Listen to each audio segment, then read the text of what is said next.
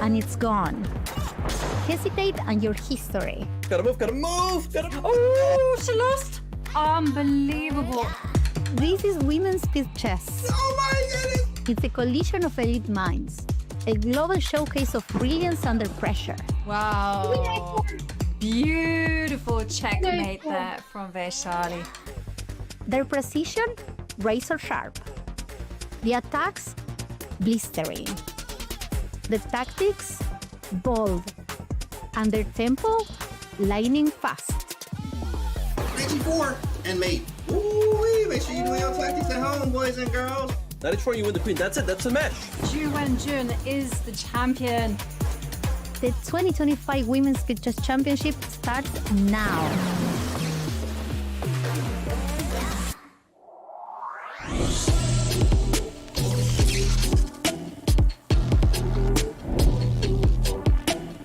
Hello and welcome. And the semi-finals are here at the Women's Speed Chess Championship. And we're beginning with a blockbuster as giants of the game face off against each other for that final spot.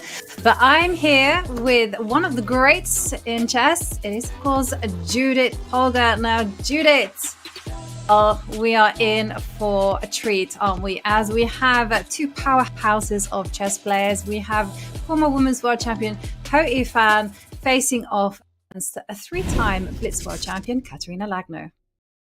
Oh, absolutely. Hi, everyone. I'm happy to be back and very excited for the upcoming match. What is going to be on the chessboard? Absolutely. And we're seeing that it's a semi-final time. So that means one thing, there's going to be more chess, more intensity, and of course, more excitement because we have now 75 minutes of 5+1. Then it's going to be followed by 50 minutes of 3+1, followed by 25 minutes of a bullet chess. Now, this longer time control where the players are going to be playing a lot more games, what kind of impact do you think will have on our two players?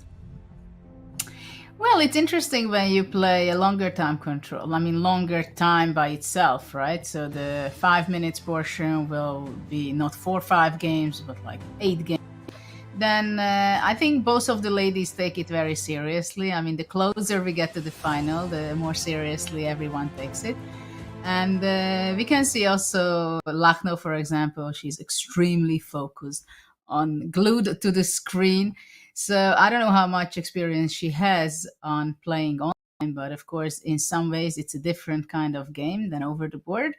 But I'm pretty sure that she wants to exclude everything from her mind at this point for the next 3-4 hours. And after that, standing up and said, I won. Yeah. But of course, Hou Yifan is such an experienced grandmaster that she also came here to win. She's not playing so much. So obviously she has the hunger, I think. And she knows how much focus she has to be able to beat Kateryna. Absolutely. And incidentally, we also have the WSCC champion of 2023 playing against the WSCC champion of 2022. Hou Yifan won in 23 and Kateryna won in 22. So both of these players are experienced in online chess. They're also fast. Kateryna having a relatively smooth ride, powering through against Alexandra Masevskaya, and also just completely dominating in the bullet portion, especially against Alexandra Kostenyuk. Whereas Hou Yifan, she had a very smooth sailing in her first round of 16, but as we saw, it took a lot for her to beat Divya Deshmukh. And we see Hou Yifan with a white piece. Now it is a Lopez, and there we're going to see D4 being played right now. I'm just going to have my opening database. I can see that this is all being played before. Oh yes, I think for both of them, it's something that they've seen and played for many times on the board. And of course, we should not forget that. I mean, Kateryna is not by chance; she is several champion in Blitz, because she is a very good Blitz player. Though I continuously say that it's completely different to play 5 minutes, then 3 minutes is still a little bit similar, but to play the portion that needs a completely different mindset. So I'm very curious how the whole match is unfolding and what kind of psychological turnaround is going to be. But of course, the more experienced player you are, it means not only chess-wise, but also the experience you have in critical moments of your life, in tournament situations, in time management, how you bounce back after a loss. And obviously, both players know that there are going to be blunders from both sides. So they have to be mentally very well prepared on those moments when they have to bounce back. They have a must-win situation, or to show their resilience, how they are going to be dealing with their own emotions in these kind of situations. But they know that it's a marathon semifinal. It's not going to be a joke. There are going to be very hard moments. It's not the hard moment yet because it's game one. It's still the opening phase of the game. Though I'm kind of curious that White played a3 before and she went back bishop on c2, because in these structures many times the bishop is located on a2, while the bishop, of course, is protecting this important square on e4. So it's the Breyer type of position here. But of course, these two bishops can be also valuable and good later on at some point. White wants to play c4. At the same time, black is going to be c5 or c6. That's also possible. Of course, in a classical game, it would be, we would say it's a long game, maneuvering, planning. We see knight b6. It's the main part, I think it's definitely against c4. So this b2 bishop is not able to open up and show its power. Exactly. So the question is, do you just break out anyway? Do you take on e5 and then try to get your c4 in? Because I'm seeing that if black is allowed to cement control over c4, not easy job, I'm going to say. But if you do, then this bishop on b2 in danger of being locked out of the game. Well, I completely understand why you're pinpointing and teasing my bishop on b2. That I'm biting into my 2 pawns on a3 and c3 for the moment. I don't know if white wants to take on e5 already. I was not a big fan of capturing the e5. I mean, after take, the position becomes very different, much less tension in the game. Also, c5 will be a move. So actually, in this position, time is an important element, and I'm not talking about the time on the clock. And we see d takes e5. This was the situation where Hou Yifan decided, and playing c4. These are mostly the most annoying thing, when you think you stop your opponent playing something and suddenly they say, no, you didn't stop it. I play it anyway. Yeah. And that's a plan, right? You know, you liberate the bishop on b2. You now have a target on e5. You're just saying that, hey, if black wants to take c4, then eventually they'll have double pawns, could be weak. I am expecting b takes c4 as opposed to knight takes c4, because b takes c4 just I say that and knight takes appears on the board. But somehow I felt like that actually favors those trades, because now it's going to be easy to kind of attack the pawn on c4, and there we see some further trades. And okay, the valuation bar saying that this is very, very level. But there is a decision to be made by white, either to grab it with the knight to e5 or to grab it with the bishop on e5. I think it can be an interesting and important moment. After knight e5, you're threatening to capture this pawn on c4 as well. At the same time, the e4 is hanging there, so I don't know if bishop d6 will be the move there. After bishop e5, immediately the c7 pawn is also under attack. But somehow, for the first thought, I would think that knight e5 would be better. But both are tempting. So, and she goes down to 120, going very much behind on clock. This is also concerning. And then she takes on e5. I was just seeing whether we were out of the opening database, and yes, we're now on unfamiliar ground. And well, Kateryna, she's a very direct player, and there you can see in her chess. She breaks out on c5 when she can. Well, I like her decision and the way she plays very much, because you have to go forward, and this improved her position quite a bit from f8 to bring it to c5. At some point, f2 can be some great target. And for the moment, it seems that knight c5 is not winning a pawn, because black is attacking and can capture back on e4.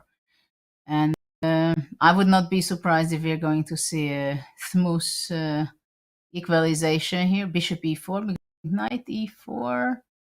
Maybe knight e4 also works, but now knight a5 is something can be bothering black. But for the moment, the f2 pawn, of course, is under attack. So bishop f2 is threatening. So let's see, bishop d4 will be the move. And it's on the board. Yes, but it looks very equal. But at the same time, I can see that there is just a small, teeny, tiny edge there for white, in the sense that white's got that slightly easier position to play. You can come into d7 with your rook. You've also got a6 as being a potential target. I mean, it's just minor things because so little pieces remain. But I do feel that Hou Yifan just has 20 seconds left on the clock.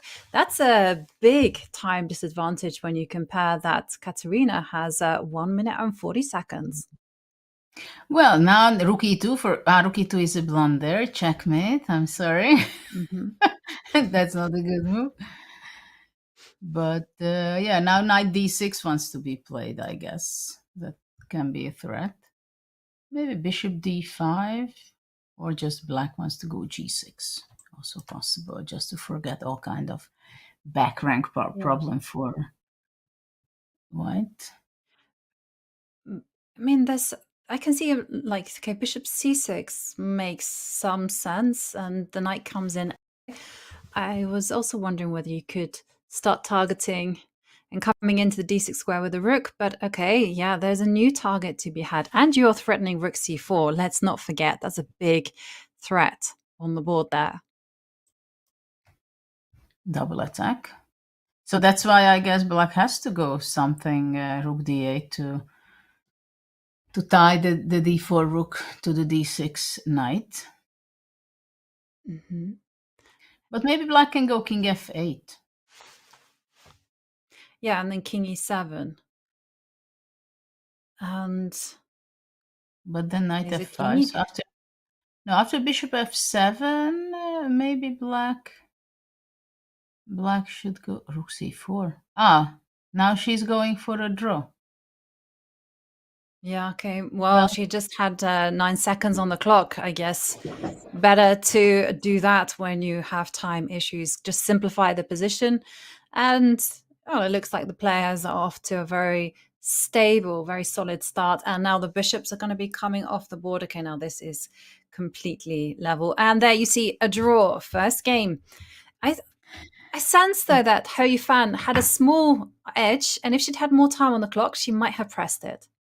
Yeah, absolutely. She has a little more pleasant position, but it's very interesting that it was very clear in this game to me that they have huge respect for each other. They know that it's going to be a big wrestle in this match, so they don't mind to make a soft warming up phase of the match. They know there is going to be a lot to come when they are going to be getting more tired, etc. We see a very classical theoretical line out in the dragon without white stopping the d5 break for black. Hou Yifan, I don't know how much she played dragon in her life. This thing, I don't think I've seen too many dragons. I've seen her with night offs, but dragon. And incidentally, I do remember that Kateryna Lagno, in the bullet portion, Alexandra Kostenyuk tried the dragon, and Kateryna was effective against that. So now they played a lot of moves, but this is still very much in the realm of theory. So A3 is unusual. Bishop c4 is a lot more standard. Knight c5 was another move that was possible, but A3 only been played once before, according to my database. And yeah, last played in 2012, as I can see. Yeah, I don't think this kind of this system was ever too popular because it's not this typical dragon kind of thing, right? A lot of tension, tactics, everything. It is going shifting a little bit more to positional game because after knight a4, white wants to occupy with the knight to c5, and somehow paralyze the black bishop on c8, so limit its activity possibilities. Of course, in this position, knight on d5 is something that black is very proud of, having controlling these two squares, f4 and e3. But the queen on d4 stands very well at the same time here because it just has this incredible power, backwards, forward, sideways, wherever. A3 actually, I guess it's a prophylactical move. So once black goes rook b8, it does not have rook b4 kind of unpleasantness. And also white maybe thinks that it's not clear whether I'm going to be playing bishop c4. Maybe I'm going to go more for the attack, giving some unpleasantness. So rook d8. This way, the queen on d4 can be sometimes disturbed. That is true. So the question remains, okay, how is white going to continue? Because both sides, despite pieces being traded off, have to continue in dynamic way. So for white, like the natural plan is to go h4, h5, or trying to take control over the c5. I'm still expecting moves like bishop to c4 because I feel like you really do need to develop your pieces.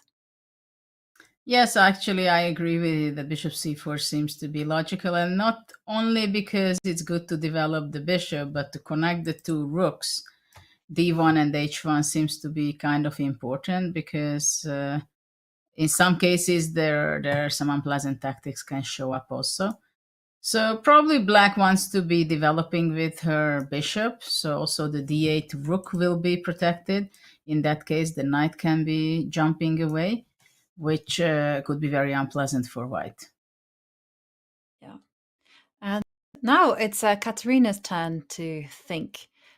What is she considering here?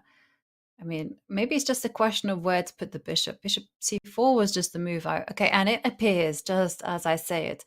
And what do we think of the clock handling so far? Because we found just taking her time, like reacting to move like a3, with some thought. She seems to be, I would say, in a careful mode. Yeah, but sometimes you feel that you have time for preparational moves, and sometimes later on you find out that actually it was not something I had time for. Bishop f5, very logical. Now there are different kind of jumps with the knight which can bother white a lot. Firstly, knight b6 threatens immediately to win material, so white has to be deciding where the queen will be moving, either queen c5, but then the f4 square will be available for the black queen there. So it has to be, white has to be very sharp and very accurate, not to fall into any tactics, I believe. Yeah. I mean, queen c5 was also the first move that I was considering, but then I did not like queen to f4 one bit at all because the knight would jump into e3. Then Well, I think there you see, it's I just think, game think, over. think this Oh, can wow. show up. Yes, exactly. So, I mean, you don't want to be allowing that check. But then the question is, because of knight b6 and also knight b4 being a problem, then, well, not knight b4 because the bishop takes f7, but okay, bishop to b3. Okay, this makes some sense as well because the argument is, okay, now the knight on a4 is protected, so now knight b6. And you still have that connection to that all-important f4 square.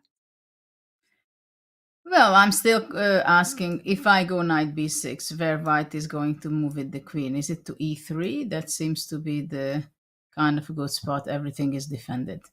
So probably knight to b6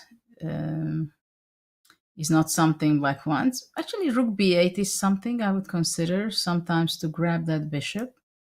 That can be unpleasant. Also, in some cases, black wants to push e5, but I think it would be not the right moment yet because queen on c5 stands very well.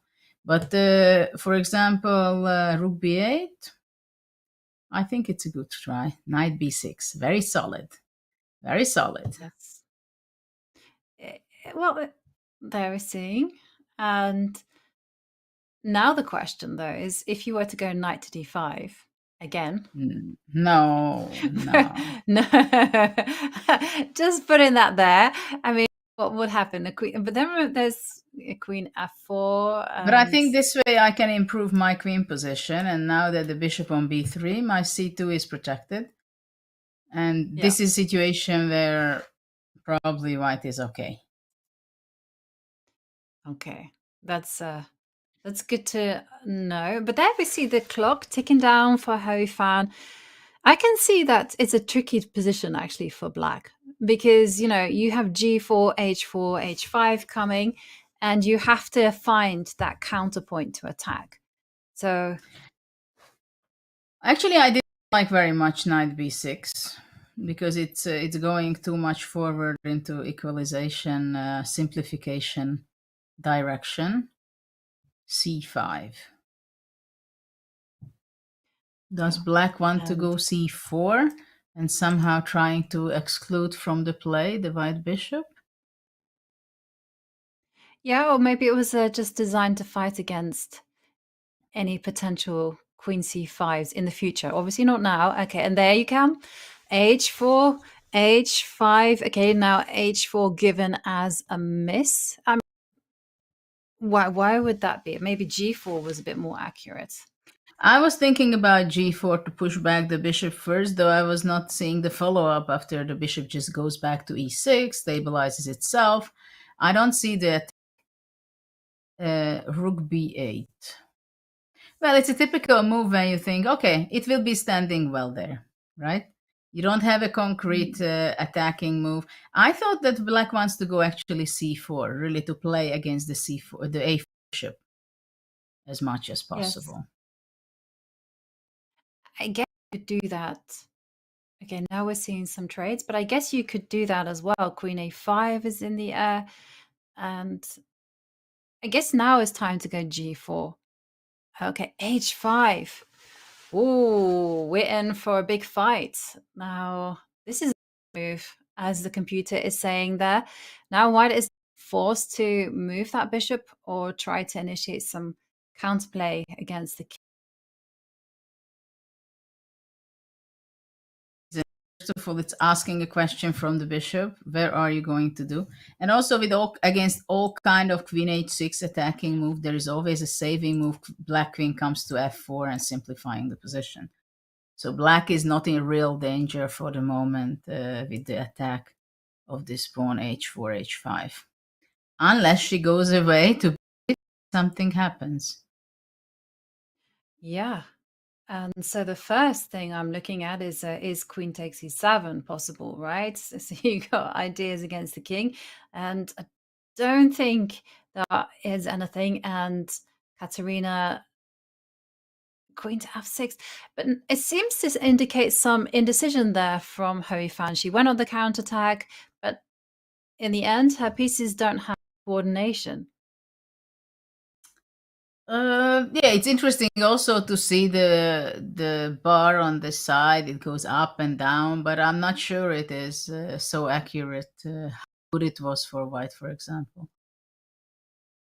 Yeah, okay, white has a better position. Yeah, I was expecting c3, b4 going to be in the air, but That's b4 what I is thought certainly too. coming. And now Hou Yifan really on the back foot as she has to find the most accurate way to handle these queenside pawns. And by the way, the players are ticking down to their final seconds. And rook c6. Yeah, this is a good decision. e5.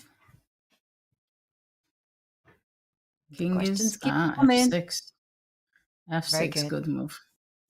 But 7 seconds on the clock. Bishop on d5. Still not easy. Yeah, this is good. Keep control of the d4 square. rook a5, but rook c8. Yeah, Interesting, definitely not a rook time h5. scramble is incoming. Yeah, exactly. You'd expect rook h5, rook a5, but okay, we have the checks. And now is the king going to go forward? No, it goes back.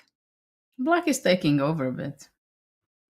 Mm-hmm. It's more pleasant to play with black because if there is a rook exchange, the a3 pawn can be weakness.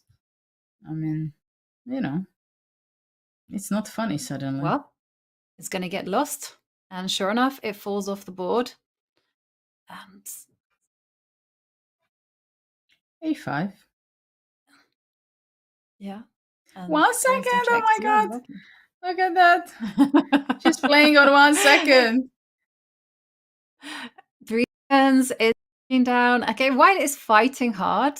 I mean, the c5 pawn is super powerful. It's all about that clock. The keep ticking down. And suddenly it's black that's on the back foot as white makes massive progress. Throwing a check. It's just instincts. It's incredible playing on seconds. Yeah, and it's very stressful as well. Well, losing on time will be extremely stressful. So, ooh, look at that. Look at that. Look at that. What a try. Wow. No. The king. And yeah, okay, but the white king is just too close. They're pushing up their seconds too. Yeah. Draw. And there you see a draw. Oh, that one went down to the wire.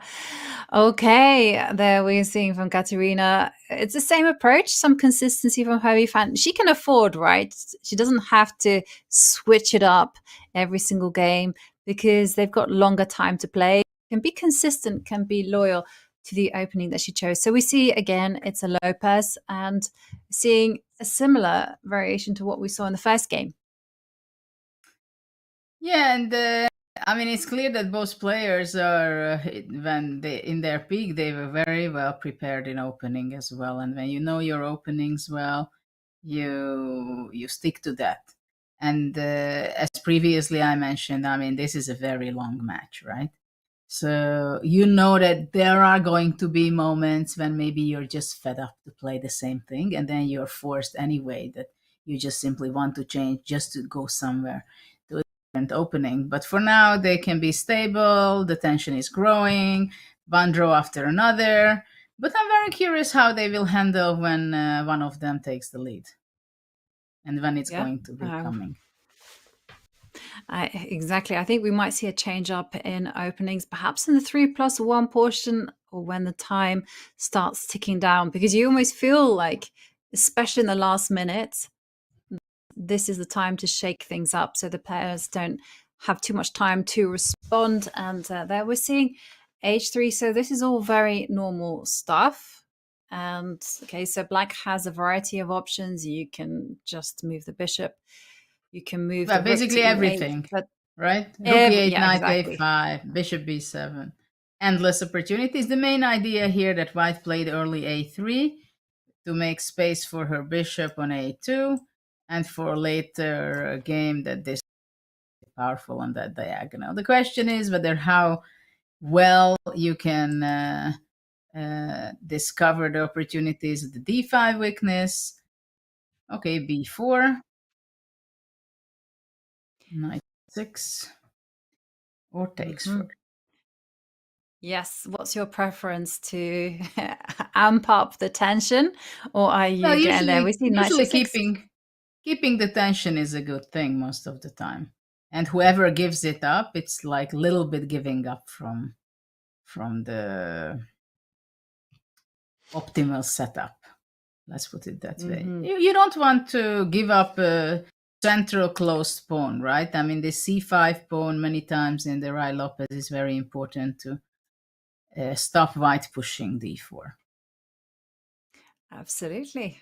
And also, it somehow keeps adding to the nerves, right? If there's a lot of captures available on the board that requires a lot of calculation, you constantly have to be thinking every move that you make, okay, what happens if the pawn structure changes like this? And we see the knight jump into the middle of the board, and looks like a knight decision because if white goes knight takes knight, then as Judith indicated, c takes d4 would be a natural move, just opening things up line. Yeah, knight d4 usually is not so much advised, but after knight d4, it's important to highlight that now already black is planning to capture with the knight on d5, because while the knight was on c6, bishop on e6, it's not possible because after knight takes d5, e d5 is a fork. So once the knight moves away with the knight, now already knight d5 is a very serious threat, because after that, if e d5, the bishop just moves back, and this a2 bishop can be just doing nothing, while black will be able to pushing f5. So white has to make a decision. Am I going to capture on f6? Am I going to be capturing there? Or am I going to be playing c4, strengthening the d5 square? Or also b takes c5, which I think white has to be taking account. Mm-hmm. Because, for example, b takes, d takes, and then, for example, there is a funny move, bishop a5. Well, there's an issue, right? If you take, there's also a capture of a pawn. Yeah, that's another one. I just thought it's not going to be good. If you take this, then everything is captured on d5. So it's not a pawn, only until black is making her move. That is very, very true. That is, but I just wanted to point it out for those greedy people amongst us. And there we're seeing. Yep. So bishop a5. You don't like bishop a5? I do like bishop a5. I definitely like bishop a5 because there's that possibility. Because I push you to like bishop a5. No, because there was also a pawn on e5 that was a bit sensitive. And as you know, I have a little bit of a radar for loose pawns. Okay, and there, I'm not sure about knight takes d4. Bishop a5 is still very much in the air. Then we see knight takes, and some king f7 is a must. That's not going to be funny for black. Then queen h5 and c5 is hanging. But now there is a double attack because this, and because of the pin this. Yeah. And yeah, and there's the problem is that you can't even make moves like king to h8. This is a pawn. But okay. Yeah. Okay. We see Hou Yifan. She's winning material. But okay, it's still very complicated in the sense that black's pawn structure is very, very active there on the queen's side. She can go c4. She can try and take control, but the king is very shaky. f4 is coming. And it has to be done. And sure enough, Judith, you called it. Now we are having... I don't understand why she wasted time.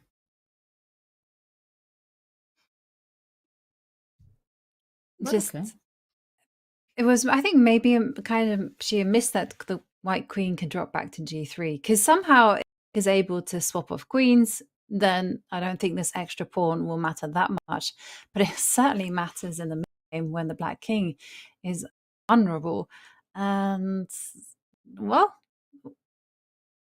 Hou Yifan under a minute, and there's still plenty of opportunity for white to go wrong. There's a lot of play left, because black is planning to take on d3 and then just zoom in with the rook to c2.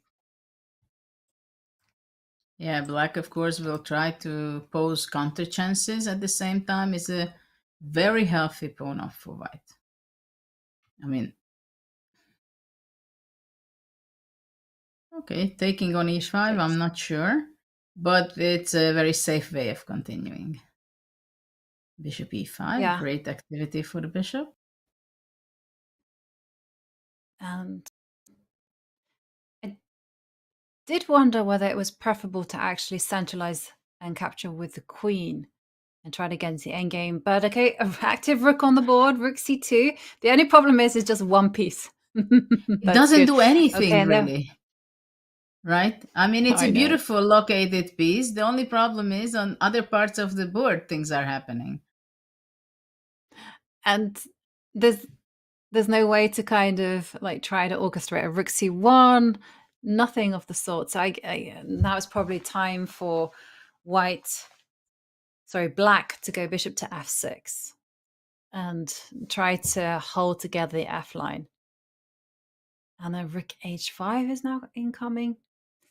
Rook h5, but rook f1, and also actually way immediate f6 is a threat now. So black has to move away something. But now rook f8. Yep. And Hou Yifan wins. And yes, it was a nice spot there in the middle game, with this whole idea of going queen to g4. It was very convincing. Definitely. Convincing game. Okay, Hou Dragon Yifan being again. loyal to her dragon. Yes. And let's see how Kateryna shakes things up. Well, so far it's the same. And we can bishop to d4. This is exactly the same, but okay, we have queen to b6. Bishop c4 now we have instead bishop of c4. Yeah.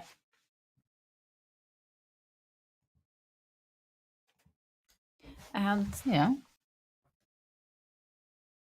Okay, so this is game 4. And Hou Yifan took the lead. She is. With a very convincing win in the third game. But okay, now it's Kateryna's turn to see what she can muster against the dragon. And for Hou Yifan, she's taken a pause. This is still very much in the realms of theory. Again, I'm looking at my database. Rook to d8, rook to b8, knight to b6 have all been played. Rook d8, by far the most popular move. And has a bit. Interesting that when people are asking what opening should I be playing and etc., and I always say, well, try to look some middle game positions from good players, and then you see where the pieces has to be, because every position has its typical patterns.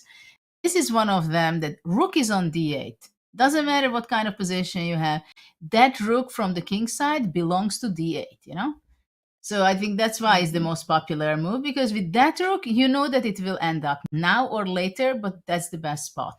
Like for the other rooks, sometimes you go doubling on the d file after playing rook d7 or rook d6, that's possible. Usually the other rook is on b8. Knight stays on d5, bishop on f5. Why is this question mark? Is there a jump? Or was there a jump that... Knight f4, yes. knight f4, no? Knight f4 is the jump. In fact, the main move was to go g3 just to control the f4 square. But the knight is jumping in right now as we speak. Right on the board of knight to e2 check. So Kateryna needs to be aware on that point. But of course, she's going to be seeing that one. Well, and the queen is already hanging right now. So the big question is whether it's going to move the queen to e4, which can bump into bishop d5. So I would not suggest to play queen e4. I guess queen e3. Queen e3 is the seemingly the best spot in these positions. That's where the queen is keeping itself centralized as much as possible. Yeah, absolutely. And we're seeing queen e3, yes. The main thing was just not to go queen c3, because I'm knight to e2. But queen e3 has been played. It's all good, all very natural. And actually... No, she played knight e6. I'm sorry, she went knight e6, knight e6, queen e3. Okay. Knight f4 back, h4. Kateryna got angry after the loss. She wants to bounce back immediately. No way that she wants to stay that way, that Hou Yifan is in the lead. Well, it's a very confrontational opening. Yeah, the bishop on b3 is amazing, hitting down on f7. Also, it's a great defensive piece as well, because black's plan of just going like rook b8 and trying to do something on the b line, not happening. But the bishop on b3 does make a natural target. a5, a4, c5, c4 are ideas. So I'm expecting c5, actually. c5. Yeah, this is what I Lock it wanted to out. ask. What's white plan after c5, trying to push away the bishop on with c4? Hmm. Probably she would be going I bishop guess c4. bishop c4. So let's see what Hou Yifan is up to. She's going behind in time. Yep.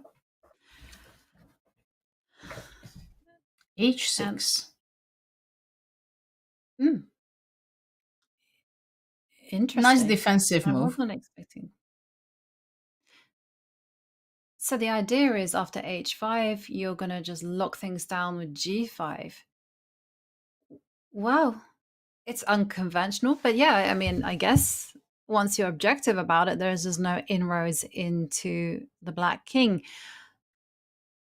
But It's a tricky move, queen e4, because, okay, that's one thing that she wants to centralize her queen. But I think there is another idea to play c3 and bishop c2 and give difficulty for black on that diagonal, c2, h7. also, bishop takes f7, Judith, is the move I wanted to play. Bishop takes f7. I was going to suggest it. You can't take his queen h7 check. And then you can't hide your king on the 8th rank, so you have to step up. She got it, I think. I think Hou Yifan noticed. Yeah. Look at the camera. Look at Hou Yifan. Yeah. I had a feeling that. Bishop f7. Yes, Kateryna finds it. And the king takes f7, queen h7 check, and the black king has to step up the board if you don't want to lose material. Yeah. It's a nice. There for. And it's important that black cannot go here, queen f5. But after takes, first taking, going back, giving another check, coming back, only after this taking this, and then and look around how many extra pawns white has. Yeah. But it's also nice the kind tactics. of sacrifice that flows. But it was a natural continuation from queen to e4, centralizing, and Hou Yifan just took her eye off the ball. So yeah, there we see Hou Yifan. Well, she had a lead after a fantastic game. This is the best chance, king to g7, but you are material down, and it's a very important pawn to lose, because now the black king is going to be very, very unsafe. Queen to e5 in the air, so I'm expecting queen 6. Just cover the king. Well, it seems like it's not as simple as at first it thought, because white has a pawn up, black has an incredible powerful outpost, knight on f4. So white still needs to show some good technique and skills how to convert the extra pawn. It's winning, but of course it's easier for a computer. Against the computer, you would have no chance, practically, right? But against humans, there is always a chance. Yeah. Let's not forget that the queen and knight make a fantastic duo as well. So I agree, there's always a chance. We've seen that actually in all the games that we've been commentating. There's always like a sliver of hope. And there we see, this is a nice move, setting up some checks, just asking the question to white, where's your hiding place for the king? Well, the hiding place right now, it seems like b3. Yeah, it's a good. King c2, a4. Move by move, just improve your position and take away more space from black. Yeah, and the knight. But there's always a decision, right, in the air. White could go queen to d4 and trade off the queens and then Before just bank that, everything. White is going to be playing a4, a5. Maybe queen e3, attack that pawn. Definitely. This seems to be a a4. nice idea for later.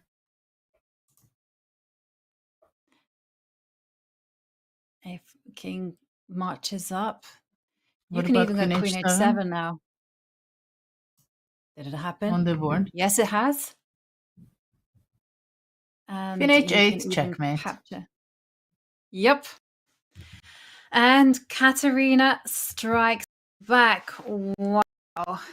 It has been a fascinating duo in the first half of the 5+1 portion, because there we're seeing from the players' reaction, they get because they're going to have a short break. But Judith, it is more or less one win apiece at the minute. Everything is level, 2 points each. What do you make of the situation so far? Well, it's very tense. For me, it's clear that they are very careful, as we've seen in the first two games, and that was unfortunate loss for Kateryna. Out of the opening, basically, there was a blunder of a pawn, so that was it. And in this game, there was a blunder by Hou Yifan, playing the position rook d1, rook d8. I still feel that they are very much trying to feel each other's form and the weakness, and where to grab the opportunity to take the lead. But it's very clear that both characters and players are not going to give up easy. This is not going to be an easy match by any means. Well, it has been a tense start to the match, but nothing can separate the players for now. We're going to go on a short break, and when we return, we're going to find out who is going to be taking the lead, or will everything still stay the same? See you just right after this.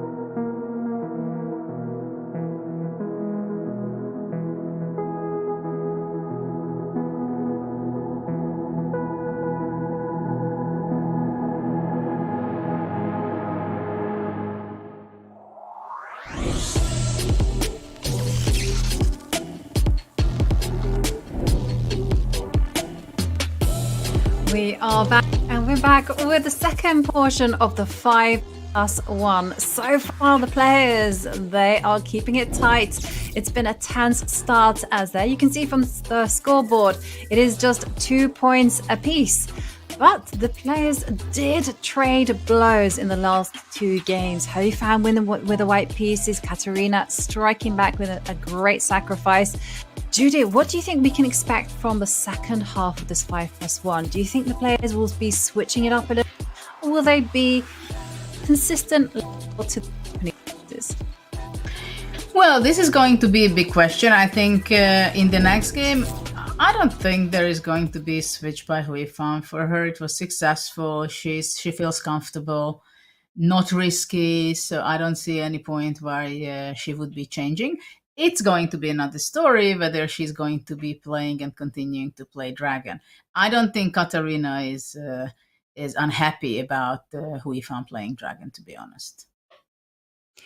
And we have showtime as the players begin again. It's still e4, e5 there, but d3, nothing has changed so far as the b5 comes chasing the bishop. And as you can see from the bar there, it's just telling us the win percentage. This is very much in the realms of theory.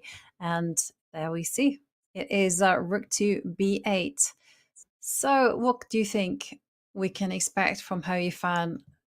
It's been played before. h3 has been a response. Knight to d5. Bishop e3 is another move. Basically, it's very typical in this type of position. Anything. Yeah, these positions, of course, usually it's not so concrete. At the same time, still, of course, the tempos matter. Bishop d2 is a very typical setup with the bishop, because at some point it would be nice when the knight moves away that the bishop holds and cover the a5 square, so knight a5 is not possible. It limits black possibilities, because many times, and as we've seen before, black can go knight a5, push away the b3 bishop, and of course after that black can move her to c5, controlling the center.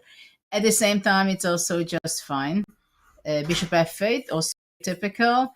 Eventually, bishop will show up on e6 most of the time, as we've seen it before. After bishop d2, the d4 move is not so easily manageable for white. At the same time, still, white is happy to have the bishop on d2. Sometimes they even go a4, trying to take the a line, so it can be beneficial. Of course, question whether in positions to go rook e1. Yeah? Yeah, I can say a4. You mentioned it. It was the most popular move in the position, just opening up the A line. And for black, it's not going to be that easy to get what we saw Kateryna do, get that pawn to c5. And so there we're seeing a trade of knights. So bishop takes, to me, is the most logical. I don't want to be capturing away with the pawn. Okay, now the bishop back. You want that bishop remaining on the board. So for black, one of the things that I'm always considering is how to get in an effective bishop to e6. So for me, I'll be playing knight g6 and then bishop e6. Yeah, it's interesting. Like in what form are you happy and ready to play bishop e6? Are you ready to capture with the f takes e6, or you're a player who does not like double pawns like that? And what I see, Fan is playing very straightforward, controlling the 7th rank, then rook b7, then rook a8 would be the move, I believe. So now bishop e6, cutting the power of this bishop on b3. Let's exchange, and I feel fine. That's what Kateryna says. And I could just see there that we ran a poll as to who chat believes would win this match and go through to the finals. And there you can see Hou Yifan, 57% are voting for her. But do remember, you can now suddenly it is 50-50, rather like the evaluation bar. 50-50. Oh my God. And do remember, do cheer on for your favorite players. It really does help them. I don't know why, but it's such an important thing in chess, when you feel like you have the support of the crowd. So yeah, always nice. Yeah, d4 is straightforward. idea. So black, take it, because knight c6. There is a fork out there, so this is not possible to play, and I guess that's the reason why Kateryna went c5. Yes. It's something that we've noticed from her. She's always taking the direct solution, and c5 just really just increases the pressure. But it did concede the d5 square. But we saw there that there was something. What could have been wrong with it? I think it's not that it's too bad. It's simply very dangerous and not very nice to give extra power to the rook on a7, which is already there. I mean, she feels that I will kick that rook out anyway, so it's only a temporary power for the rook. But in that position after d4, I was thinking that she could play simply rook a8 and chase it and exchange it, you know. But, okay, let's see what's The rook d7. comes in to d7. Yeah. So now rook But d6 is possible. Yeah, this was actually maybe c5 was incorrect, not because of dc5, but maybe because of d5 or something. You know, just locking out the bishop on f8, because now it feels like black is absolutely fine. You know, at the right time, everything comes. As I'm just thinking in the future, there might be some c4, and you know, now f8 is liberated. But at the minute, that's just dreams, because right now white is the one putting pressure on the position, and so black is going to be the one calculating what's going to happen after queen takes queen. This d7 is just horribly annoying. Well, black is trying to kick the queen. Can knight e5 be played?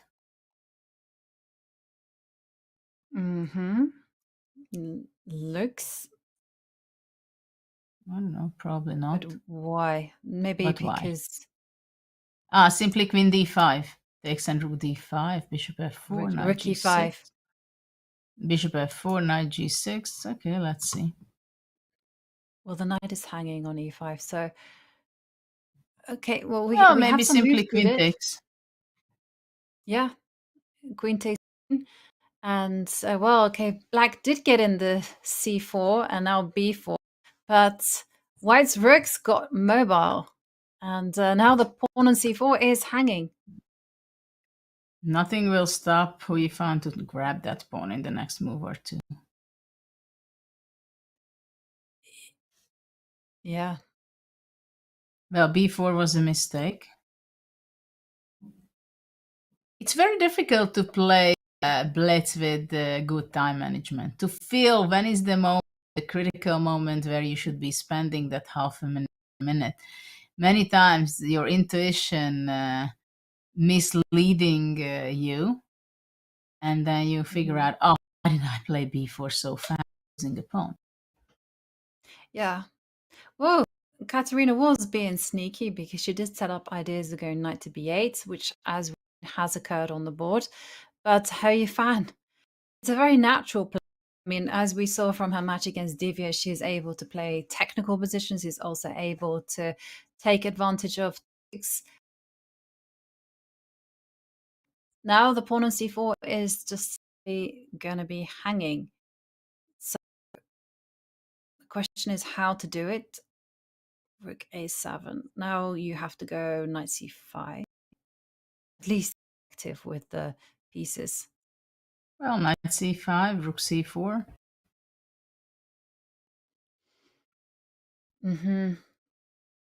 And but isn't it bishop c5 and winning yes, another pawn? You're going to pick up on f7. So Yeah. bishop c5, and you can't capture on d2 immediately because of rook to a8. There you see it's appeared on the board. Yeah. And now rook takes, and now you check with the c rook, yeah, and now f7 falls, and then you're going to line up your two rooks on the 7th. I mean, black has a little counterplay. Not much. Not much. Biggest counterplay is that white is down to 35 seconds. That's the counter she has, right? Well, okay, of course, if white would be going f3, key to rook g6, and there is some possibilities, unpleasantness there. But thing is, the rook is so beautifully played on, f7, rook c4.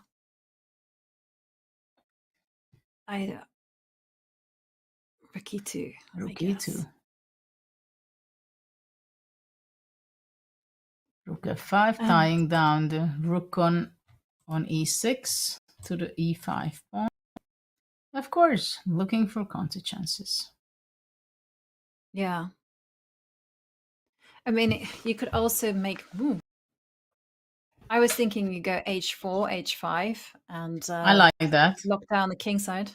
But okay, we see rook c5. This is also nice, eyeballing e5 and initiating another set of trades. So if you go rook to d2, but rook takes e4, yeah. 6 seconds to white. Yeah. Hou Yifan has to play accurately and not let that winning advantage slip away with just seconds left on her clock. So it's a good idea for black to keep on all the rooks on the board, because at least you feel like you get some counter chances. But it's a 2-pawn deficit. Rook a4, rook e7. Trying to double the rooks on the 7s. Rook g6. Rook g6. Well, white is defending the pawn. And still. No, rook Okay, h5. black is giving a good try, I think. Very good try, though. This h4 pawn probably will fall off. Rook d4 is next. That looks very efficient. And that's why we're seeing... Now you can go rook f4 at the right time. Okay, now you can go... g5. Yeah, I'm looking at moves such as rook to d7 and just going for mate. Now you can throw in a check. Wow, what a secured move, rook f5. Well, she's setting up a checkmate on d8. Well, this is more like it. Interesting. That she's still... Now the... Okay, rook d4 next. Yep. Well, she should have played rook h4 first. It doesn't really matter, because you found just making moves with seconds left on the clock, but she's still playing excellent with no time. And she took the lead again. So bouncing back, Kateryna. Bishop c4. Not going to the dragon. Well, do remember that the players did have some minutes just to have a break, maybe check through some games, kind of decide exactly what to do. So we have a switch from Kateryna, who goes to bishop c4, but okay, she's going to be playing for d4, and sure enough, it appears. And well, we have... Do you think she made a prep in those few minutes in the break?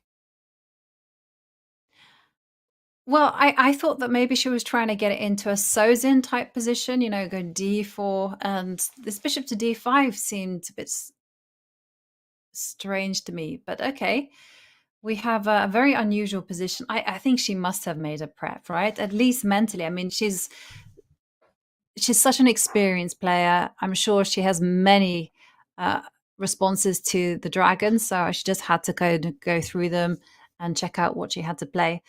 But yeah, I mean, I'm not sure about this particular variation with the white pieces. It looks like it's going to require a lot of energy to play in the most accurate way. Well, now big question, is b4 something that can be useful for black? Knight a4, and then is the d5 pawn being captured? No, knight d7, solid play.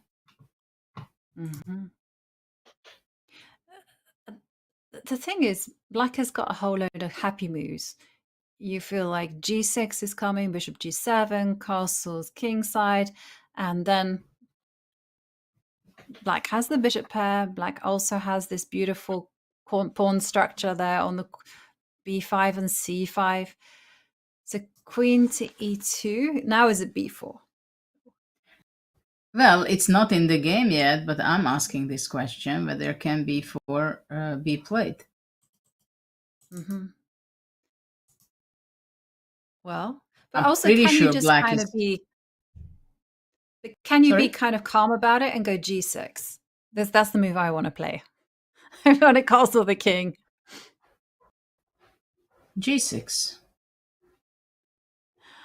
Oi, oi, oi, oi, oi. Not the move. Not the move. And why is it not the move? What is this allowing? I don't know. I'm also wondering if this is possible. What do you think? Yeah. I have some crazy ideas of knight d6. Uh-huh. But it seems like the computer thinks it is really a crazy idea. Bad idea. I thought Really? I can play some bishop check properly. Yeah, but you have bishop e7 to block the check at the end of Yeah, it. and I So, thought then bishop d4 is possible, but not exactly. well, Maybe just Judith, bishop we are g5. seeing this. We are seeing this right now on Ah, the good. board. And Knight to she played d6 knight takes. d6. Ay, ay, ay. This was tempting. Oh, it catches us all, this one. So bishop to g5, you're going to meet that with a bishop block on e7. And then No, bishop this is what I thought d4. bishop d4 can be working, but knight e5 and Mm-hmm. takes queen e7. This is a problem. The knight e5 and knight e5 takes, and after queen e5, queen e7, and this is the problem, that this is not good. Or even, you know what? Even not queen e7, but bishop e6. Bishop This is the e6. problem. Yeah. And then, okay, white picks up the rook, but The temptation black was too picks up the big. bishop.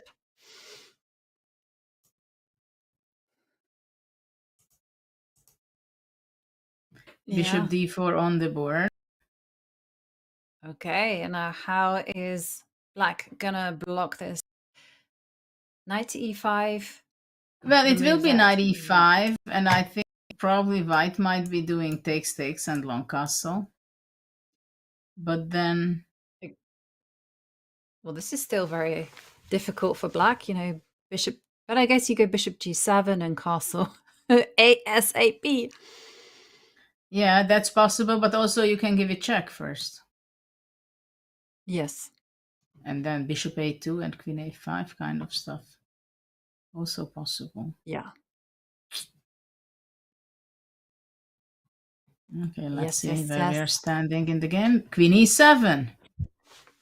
Okay, well, this has got a nice idea that you're just going to be trapping that bishop once it captures the rook. So, yeah. Takes. This looks good for black.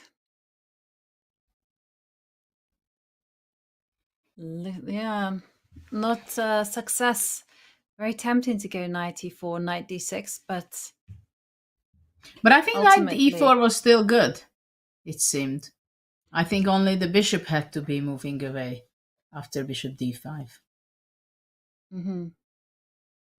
Yeah, no, I just checked here, Judith, and I think you could actually invert the move order. So instead of knight d6, you go bishop to d4 first. Oh. Maybe we can quickly show it whilst the players are just going through this transition, because it is quite nice. So in this position, bishop d4 first. Yeah. So you're attacking the rook, and then you're threatening knight to d6. Yeah. We should and if play out that checkmate. Bishop e4, then here. Yeah. Well. Okay, let's go back what has happened. Since not very promising, this will not come out in this game. Mm-hmm. Well, Well, it also means that Hou Yifan will be nurturing a 2-point lead. And that's, Yeah. as the burger says, very well done. Sorry, I can predict what that burger is saying when it jumps up on our screen. And there you see, it's going to be a challenge there for Kateryna. We'll have to see how she will be fighting back. But how does one fight against this kind of deficit? I mean, I know we are always given the advice, you forget the past rather. How do one do that? How does one just kind of shake off exactly what happened before and then move on? Well, I guess you have to make the damage control first. And once you do that, after that, you can think about any strategy, how to move on from there. Because one of the problem is in these situations that you're starting to lose your self-confidence. And that is a much bigger problem than losing the game itself, especially in this match where we are going to witness probably another 15 games or 20 games at least. So it's, Yeah. 10 minutes and she takes the lead. So I think it's Yeah. very important that she's not going down 5 game behind, right? Because that's already very difficult. But when you have 2 points is not the end of the world yet. I mean, we've seen many occasions when there was turnaround back and forth.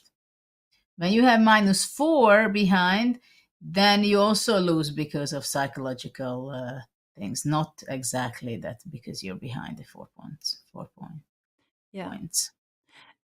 And you spoke about gaining confidence as well, because that's, as you say, incredibly important. So this is a very long match where emotions really play a factor. How did you go about restoring your confidence in yourself? I mean, was it just to secure that draw when you had the chance to, or did you actually have some kind of, I don't know, a saying or anything that you could draw upon to get back those good feelings? Well, I think it's very different from classical tournament or classical matches than rapid or blitz. Because in blitz, everything happens so fast, good and bad.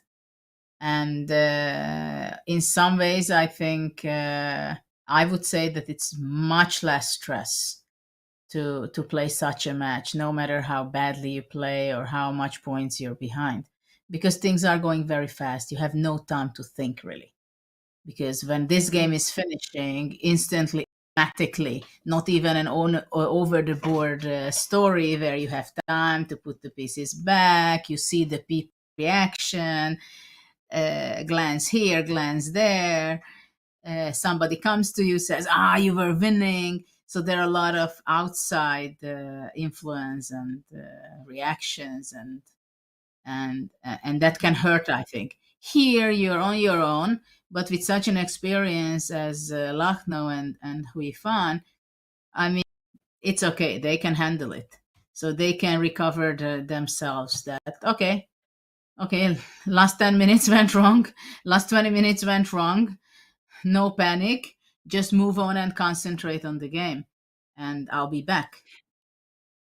That's exactly what is happening as Hou Yifan. Well, it all started after that unfortunate combination from Kateryna. It was just beautifully done by Hou Yifan, just trapping that bishop there on h8, and then she just completely took control and just never let go. So now Hou Yifan has the white pieces. Kateryna Lagno, we see her there on the right. She's got the black pieces. She's going for that e4, e5 setup. But we've seen that the last 2 times she's gone for this, it hasn't worked out. Yeah, but still, Kateryna says, okay, this is the sound system. I played this. I know it. It's okay. And I don't think anything wrong happens if it's going to be another draw. There is nothing wrong with that. I think what is the most important here for Kateryna, not to go more down. So that is kind of important that she should not lose. But the most important thing for her right now, not to think about it, that she might lose. just move on, play, look at the position. What do you want to play in the position? And this is one of the most difficult, that to exclude your mind. out of the match situation, right? Because at this Yeah. point, going -3, that's already. I mean, of course, it's going to be shorter time controls and things can happen, but that would hurt. I mean, now a loss would hurt more than the first loss, let's say. Yes. Well, there's already some good news for Kateryna in the sense that she's got her favorite pawn advance in. We saw, knight to a5 appear, c5, and now it's going to be a big battle on whether Hou Yifan will manage to get b4, will she go for d4, continue maneuvering game that little bit longer. So I'm expecting d4.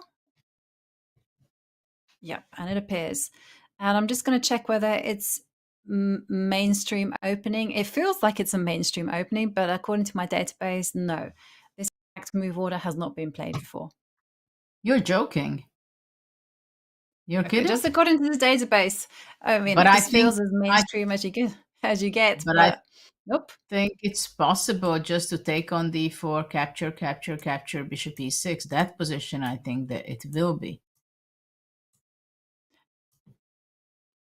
Don't you think so? Maybe it's because of the insertion of the rook on b8. But again, even though this exact piece constellation hasn't been Yes. seen before, I mean, it's definitely within the realms of the familiar. Actually, I don't like in these positions. I think the rook stands worse on b8 than on a8. Because sometimes that knight c6 kind of move can appear in the most unexpected moments. Well, like as in now, right? Can you not go f4? Not really, I guess. Because f4, knight c4, and knight c6 possible to queen b6. Queen b6. So for now, life is okay for black. But wait 1 second, because you can chase that knight all around the board, because you can go start off with f4. Okay. And then I wanted to continue harassing that knight. And To be okay. pushed. Okay. Yeah. Bishop to b7. Okay, so now this is, I think white has a very nice position in the sense that you can jump in with a knight to f5. Sure enough, you have the target on d6 to eyeball. g7, h6 is looking a little bit soft. Bishop is fantastic on a2, pointing at f7, sorry. Yeah. The question for black is how you're going to untangle and try to contain white's activity. Do you jump in with your knight to c4? That doesn't look attractive. Maybe rook c8 is something to do to just improve a piece. Yeah, indeed. And this rook on b8 I really don't like. For example, also even moves like d5 you cannot play so quietly because this f4 bishop can give you trouble. Mm-hmm. And queen d7 being awarded a question mark, but it did look like a very natural move, connecting the rooks. What I think rook is c8, wrong what with you it? suggested, was better. Yeah, and then maybe planning knight c4. At the same time, probably black played it because she wants to go rook b d8 and wants to support this idea of playing d5, breaking in the center, which is not so simple at this stage because this e1 rook is standing very well. The e4, f4 bishop, I mean, these are all preparational move against the possible d5. Queen d4. And very nice. Okay, so you can't actually make moves like knight to c6 because the queen is eyeballing f6 and you have knight takes h6 in the air. And I guess Rook white can d8, do the rook same. d1. Rook to d1.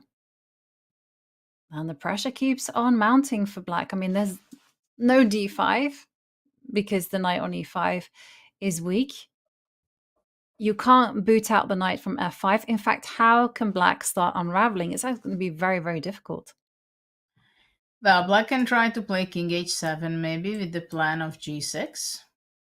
So to protect the pawn on h6. That can be one of an idea. then yeah, it is not so simple to get away. Maybe bishop c6 and going queen b7 to set up a battery on the long diagonal that way. Yeah, there are in the last few after the last few moves, there are some limitations to black's play.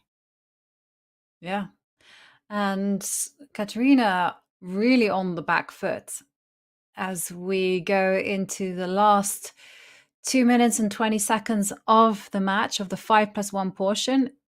There's a very real possibility that Kateryna could be staring at a 3-point deficit. And Hou Yifan will be going into the 3+1 portion full of confidence. And as the time ticks down,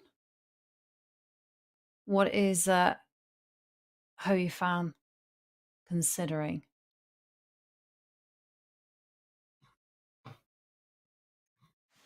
Well, Kateryna, I think king h7 seems to be the best. She's played king h7, by the way. Ah, okay. Sorry. Because I was wondering, why is Hou Yifan's clock ticking down? And there we see king h7. Okay.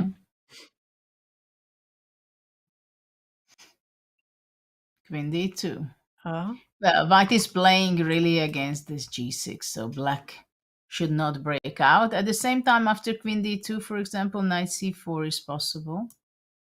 Already, also the e4 pawn is not protected that much. So if the black knight moves away, I don't know if knight g6 possible. And after that, the e4 pawn to be captured on the board. It is on the board. Okay.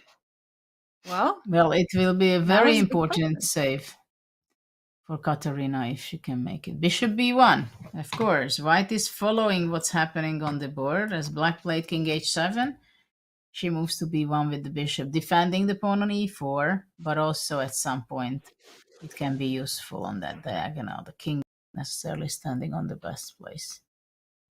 Oh, now the queen is coming in the action. Knight takes h6. Watch out. That's kind of the tactics.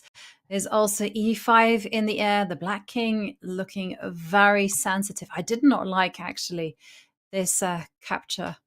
Even though it's tempting to trade off that knight for the bishop, that knight was needed to defend the king. And there we see Kateryna now down to under the minutes, and she has to be thinking about how to deal with e5. Knight takes h6. What other moves? I mean, there's also a pressure against d6. There's no easy way to generate any counterplay whatsoever. Queen e6 is not going to help against e5. No, not really. Yeah. Well, now knight d6 or knight h6, which one to do? But maybe e5 is the best. By the way, there's even a better shot. Rook takes d6. Ooh. I just checked that with the engine. Rook takes d6. Yeah, that would be a killer. And okay, knight takes d6. This one is a lot more natural. And the queen. The advantage is away. What is this? That's quite something. And by the way, this is the last match at the 5+1 portion. The queen to e7, offering a trade of queens. Now that's something that white must politely decline, I think. What about knight h5? Oh, yeah. That's how you decline it, Judith. You say, beautiful move, right? Queen takes queen, impossible, because of knight takes f6, forking the rook and the king. And if you take the knight, well, e5 comes like a thunderbolt. And she takes it, e5. Whoa! Just beautiful chess here. Queen takes h6. Bishop h7. The bishop is on prise on d6, bishop h7, queen h7 check. It's all going to be devastating. You have to cover h7. And just 12 bishop seconds a2. is ticking down for Hou Yifan. Oh, beautiful. You can't block that check. And that's why Hou Yifan wins. And she takes that portion by winning 5-2. I mean, what a performance there from Hou Yifan there in the end. Yeah. She didn't play perfectly, but she took her opportunities. And I can't even say that she was lucky, you know. It's not that she was so lucky that she took a lead of 5-2. I mean, she just played better. Yeah. Even she blundered in some cases.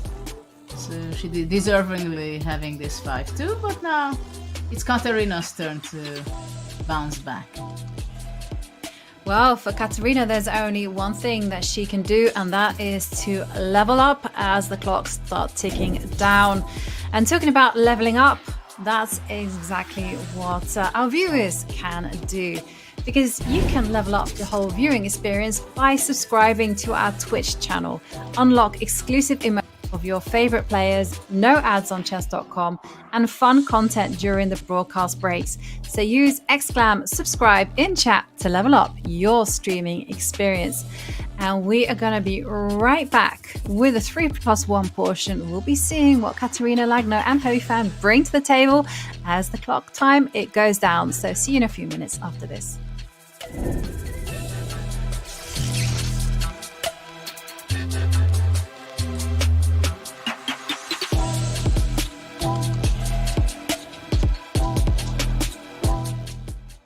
Wear your love of chess on your sleeve with all new apparel and accessories from the Chess.com merch store. Maybe you simply want a clock that will never run out, or a mouse pad that will finally unlock your speed chess potential. Whether you play chess to get energized with your morning coffee, or play into the wee hours of the night and witness the occasional alien abduction, we've got something for every king, queen, and knight in shining armor. Even gift cards for your loved ones who've caught the chess bug. So check out the Chess.com shop for apparel, accessories, and more. Grab your favorites before they're gone.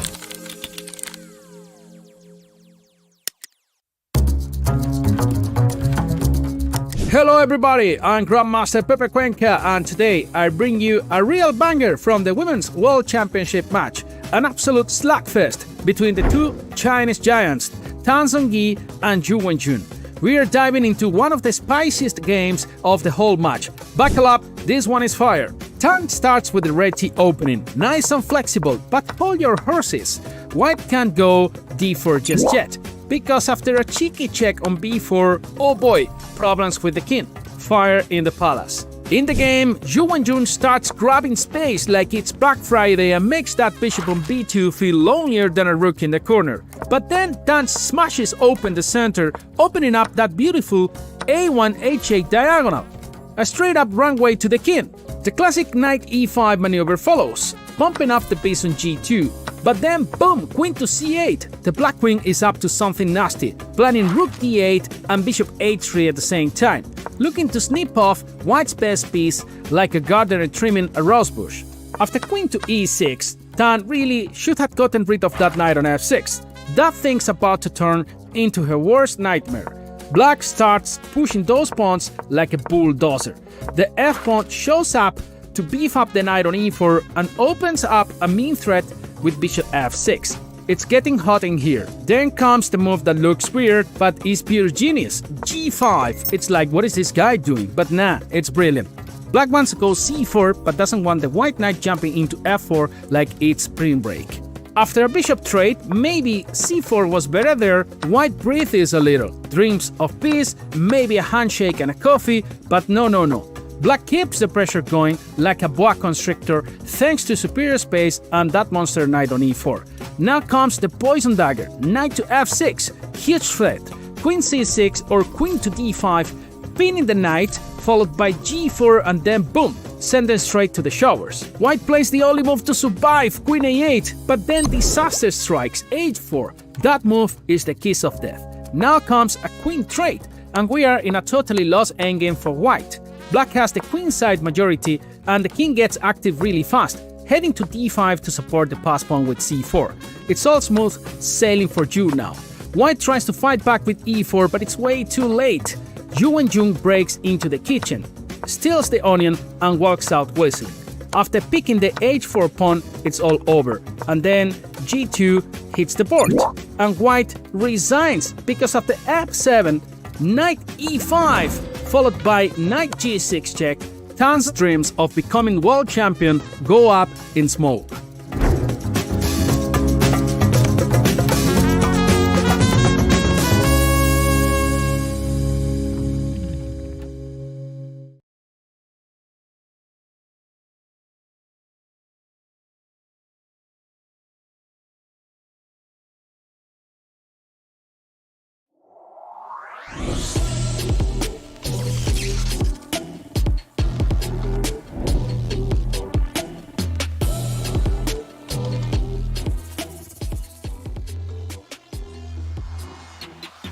Oh. I'll start again. I just did a rookie error where I muted myself. But we are back with the semi-finals. Hou Yifan and Kateryna Lagno fighting it out to get that coveted spot in the final. And of course, the time has just slashed to 3+1. And Hou Yifan, she is nurturing a 3-point lead.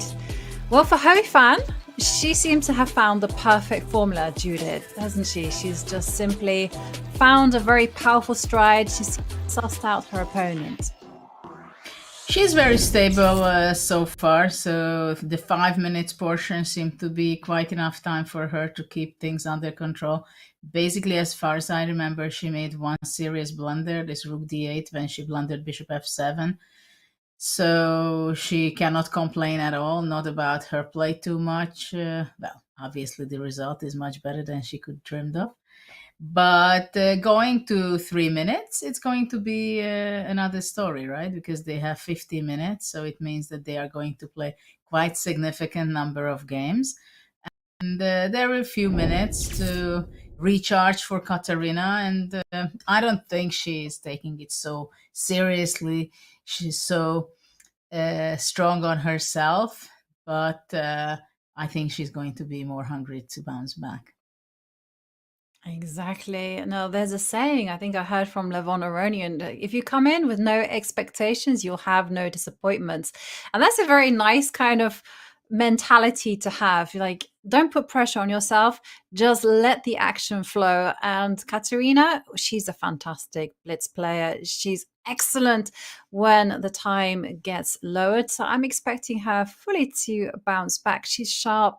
We saw her powerfully just cruise into the semifinals by defeating Alexandra Kostaniuk and also Alexandra Maltsevskaya in the round of 16. So we'll see how she opens up. She has the white pieces and the games, they have kicked off, and Hou Yifan just sticking with this d6 and now knight c3. So Kateryna did get a good position in that game, that earlier game, where she went d4, but now we see a change up there from Hou Yifan as she meets bishop c4 with e6. Yeah, now we are in the bishop c4 Najdorf position because that's what it is. And I'm curious if this is exactly what Hou Yifan had in mind, or she is familiar with this position. I don't know. But it's a comfortable position with white if you know what you're doing, where to settle with your pieces. It's going to be f4, castle. Okay, bishop g5.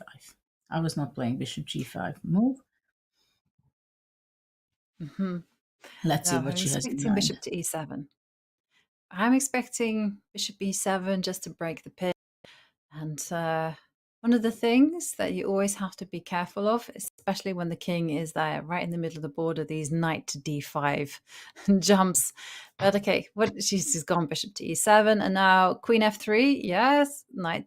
There we're seeing potential e4, e5s, but this is met by queen to c7 because you can just simply get ready to go bishop to b7 at the right time. But it's a full fight, Judith. Absolutely. I think we are going to witness some lot of fun. It's clear that black bishop b7 has to be always very careful because bishop e6 is the move.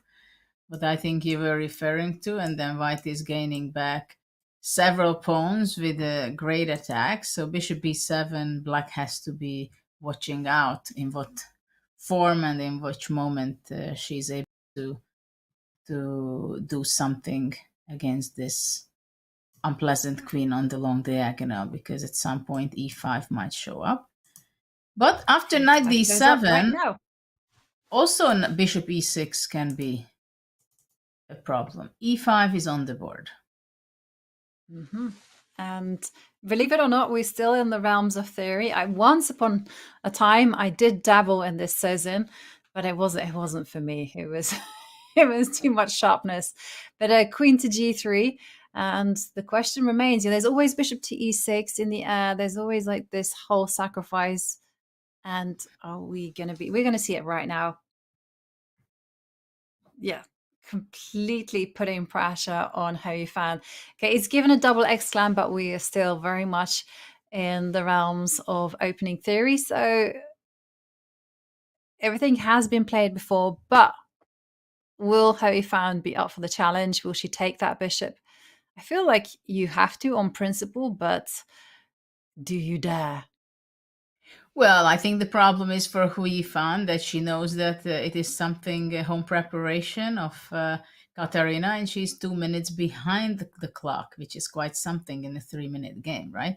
So she decided to give to castle long, threatening taking the knight and also taking the bishop. So probably knight f5 should be the move with white to defend and attack at the same time. No, bishop d7. Yes. I now it's coming. And Black's king is still looking rather shaky. And you still have to be aware of ideas such as bishop takes knight and a knight jumping into d5 at the right time. So knight takes bishop is also in the air. It's still a lot of problems for Black. Well, for Black, it's a bit shaky, especially her 13th second is very much disturbing, I must say. That you can't help. I don't know whether it's bishop f6 is the move. Yeah. That's the Then best, you can, or it feels so close, right? Bishop f6, you or can knight jump in with your g7. queen to g7. Yeah, or Maybe knight knight g7. Okay, g7. that's Takes yeah. on f6. Now you can take on f6. Yeah. And Black has to be ever so careful. I mean, the bishop is hanging on c3, that's stating the obvious, but you have queen Knight g4 sitting f5. with pin, Too knight late, huh? knight f5. Yeah. Too late to look for hope for Black. And Hou Yifan doesn't have too much time. There's a massive time differential between the players. This is beautiful stuff. Now the rook falls off. This she will not survive. Well, if she survives this one, Don't say it's gonna no, I mean it's gonna have severe consequences for Kateryna, right? She has a winning position and she doesn't win this one. She also has massive time advantage. But Hou Yifan, she is fighting like a mad woman, right? Threatening checkmate, now going b4. She's just throwing the kitchen sink at Kateryna and seeing whether Kateryna can handle this. And well, she's still comfortably better, though. Maybe not a crushing winning advantage straight out of the opening, but maybe if Kateryna is not winning this, that has a huge impact for the outcome of the whole match, I think. I mean, she was completely winning, and now Hou Yifan has 1 second. Yes. But she has some moves almost on pre-move, right? So if you capture on c3, there's bishop takes g2. So maybe that's why Kateryna is thinking what to play. And she's got no time making one. No, she had no time, Judith. That 1 second increment coming in very useful for Hou Yifan, and she basically has to move as quickly as possible. This is going to be difficult, but Hou Yifan trying. Rook h3. And the rook's Swinging down, yes. Bishop BG3. G3, lock out the rook. Rook A7. Rook A7, yeah. Okay, now she's And gonna... now this is done, yes. And there we see Okay, Kateryna wins. Oh, Well, this was essential for Kateryna to win this, especially that she was so much winning out of the opening, basically. So same opening, déjà vu. Okay, same. And then let's see if rook b8 again, h3. How is Kateryna up to? h6, rook e1, rook e8. Knight e2. Bishop f8. F8. Things are happening very fast. Bishop B6. And question now. Capture on E6? Or do you go C3? Or not. Yeah, c3 or Ah. bishop e6. Basically, this is the two. White is not allowing, of course, bishop takes b3 to double her pawns. I think she will take on e6. It feels in the style of Hou Yifan. Take on E6 and continue. At the same time, the rook C3. stands pretty well on e6, I think. Mm-hmm. Well, she can't take too long over this decision because I don't think either of them are really going to make a significant impact on the game, right? So you just have to be practical. Just decide what you're going to do. And yeah, Lagno does need to strike back.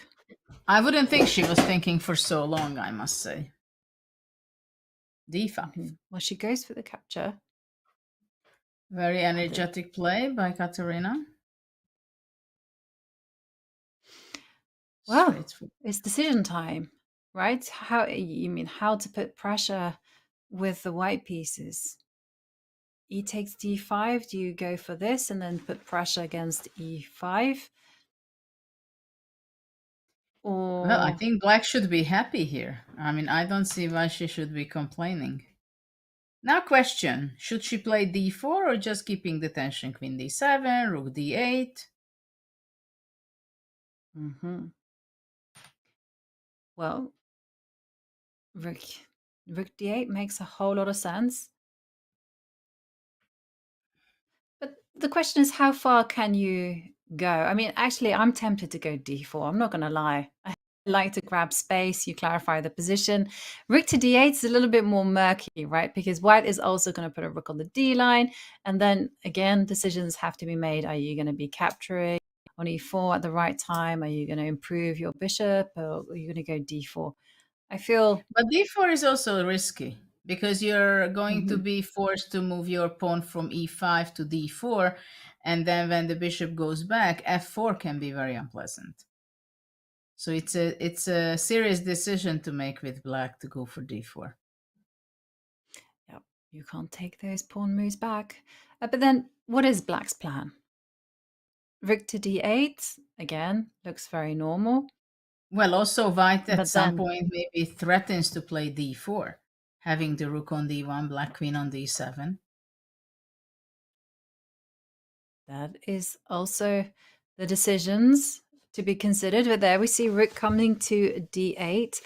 And Hou Yifan, she's consistently lower on the rook. Yeah, it seems like Kateryna is clearly faster in this section. d4 on the board. Kind of called it, right? We said, well, you can go rook d8, but you have to think about d4. D4, sure enough, appears on the board. And now, yes, Hou Yifan under the minute and decision time. Does she take on d5? Does she take on d4? The problem is that you can't be slow with your decisions. You just have to take a decision and stick to your guns here. And my vibe is to capture on d5. Simplify. But if you take on d5, then black goes knight takes d5. And then I'm going to be... And she goes, he takes d5. Interesting. I thought she will go knight d4. And now she has to take on d4 with the bishop. And this But I was the think black plan. has a Take on- beautiful position. Rook e1, knight d4, c5. Black who is I agree. putting pressure. But white has some simple moves. And when Hou Yifan is playing with just CD4. 12 seconds,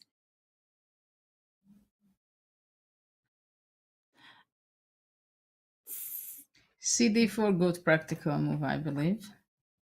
Knight e4. and now the knight knight c4. can come. But she goes She with the queen to centralizes e4. the queen. Yeah. Knight e5 will show up. Definitely. But you can make funny moves. Like as you can prepare a c5 and be careful about the pawn on b2. Whereas Hou Yifan, on final seconds, she has to play on instinct here. And now it's time for black to start throwing some pieces towards the white king. I'm thinking of knight to f4. Knight. Well, I think Knight Kateryna b6. will be very unhappy if she cannot win this. It's not that she has a winning position, but having 3 seconds on her clock for Hou Yifan, it gives all the hope for black to be able to confuse her. Right, but look at this. Hou Yifan with seconds left on the clock, she finds the right moves. Best moves. And absolutely neutralizes black's initiative. It's like somehow Hou Yifan just got in Kateryna's mind and predicted what was going to happen and responded instantly. Hmm. You can take on a6. And now the knight is hanging on f4. And suddenly white is taking the lead in this game. But can Hou Yifan do it when she just has 2 seconds on the clock? And suddenly white is the one just Knight turning b3. it Why around. doesn't she go b3? Great blunt. Oops, who? What? She lost. Hou Yifan lost on time. Lost And on knight time. b3, while threatening knight to d2. But in the end, it's the clock that was Hou Yifan's downfall. So she had a great position. She played quickly in moments, but she has to speed up in those critical middle game positions. And look at that. We have a system that worked out beautifully for Kateryna Lagno back on our boards. This time you're seeing the knights come out, e6, d6, so no early b5s.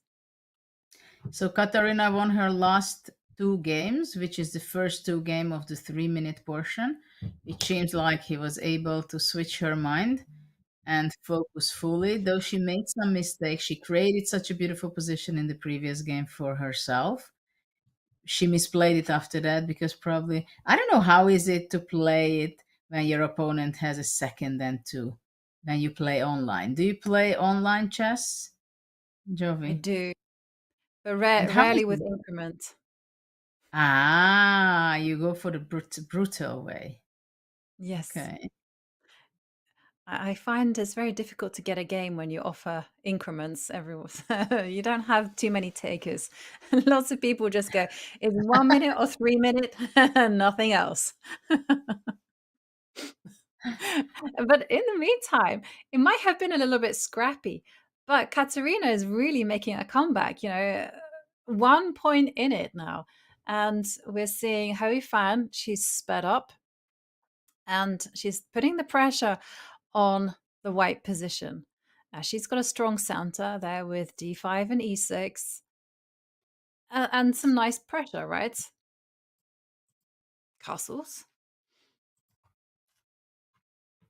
Yeah, okay, very strong center for black, true. This bishop is not a big fun here. Well, I guess some point bishop d4 should be the move. It would be nice to move the knight, play c3, coming with the bishop to c2, bishop d4 on the board. Yes. a5. Is a5 the correct way of doing it? I'm not sure. Yeah. Somehow you What's feel the it point? wasn't not. What's the Yeah, point to have exactly. your It bishop wasn't on necessary. a6? It's feel like it would have been better just to focus on connecting the rooks. It's exactly, and now the bishop comes to b7 anyhow. So I think probably I would have been going for queen c7, this type of formation. And whereas you feel like a pawn on a5 actually in the long run might help white. You First know? up, you give the b5 square. Uh-huh. Even I'm I thinking would to just, go bishop a4.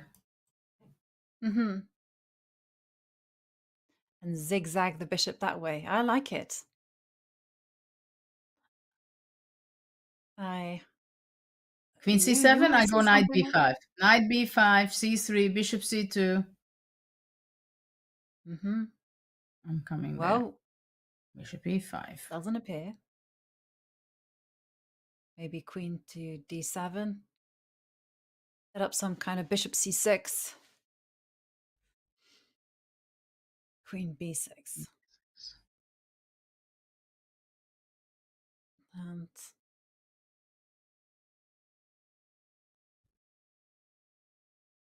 I think queen is nice on b6.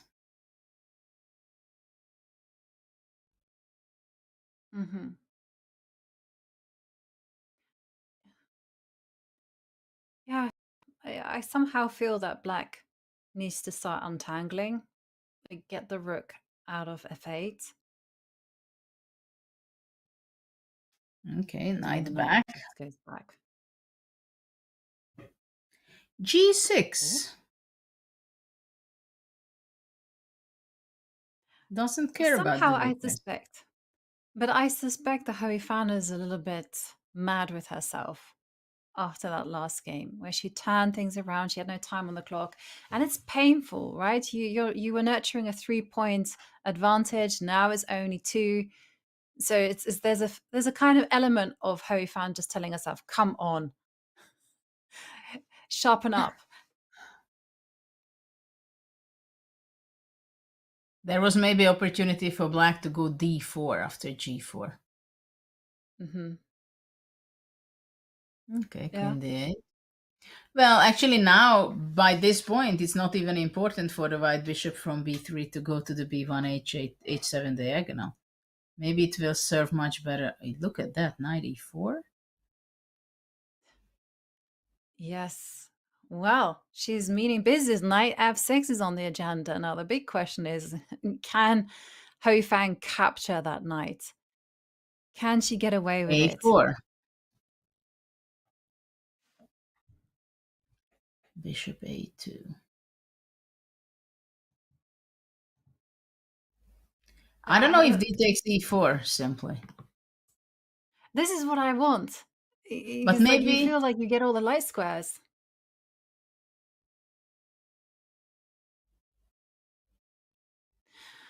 Well, I think it was a possibility, but now this is still very tense and anything can still happen. Both players now with just 24 seconds for Kateryna, 33 seconds for Hou Yifan. It's tense and the bishop can reroute itself to b1. The king side, I don't know whose king is weaker. Something will show up on e6, don't you think so? Bishop Exactly. b1 also. Actually, bishop b1, what was the problem with that immediately on g6? Yeah. Bishop b1 very much in the end. You can do it now. Oh, Uh-oh. look at this. Oh, look at this. Knight takes f6. Incoming. But okay. And now, can you go bishop? Rook e2 just knits everything together. And yeah, absolutely. Hou Yifan with a better time management, but we are seeing a real scramble here where both players just relying on their instincts, trying to find that inroad into the position. But the queens are off. This is great news for Kateryna as she's on the verge of being able to just level the match. If she wins this, it'll be 5 points apiece, 3 straight losses for Hou Yifan. And Hou Yifan fighting. Absolutely. But on the g5, things can go wrong and nasty for black. Yeah. And this is going to be the final game before the players take a halftime break. After this, the players will have some minutes just to take a deep breath, refocus. And there we see Kateryna. She needed to do Mission Impossible, and she's doing that, winning 3 straight games. Now the rooks are just mighty, like they can just swing across the board. Another pawn falls. Is yes, and there we see Kateryna wins. And with that win, she levels the score. So we are seeing, wow, 3 points for Kateryna. 3 in a row. 3 wins in a row. Wow. 3 in a row. So the shorter time control saves her. Yes, and there we see the 3+1 portion. It is all Kateryna Lagno so far. The players are going to go on a break, and we are also going to go on a break. And when we return, we are going to see whether Hou Yifan can just compose herself, just stop the losses, and we'll see whether someone can now break what is an even match. To see in a few minutes.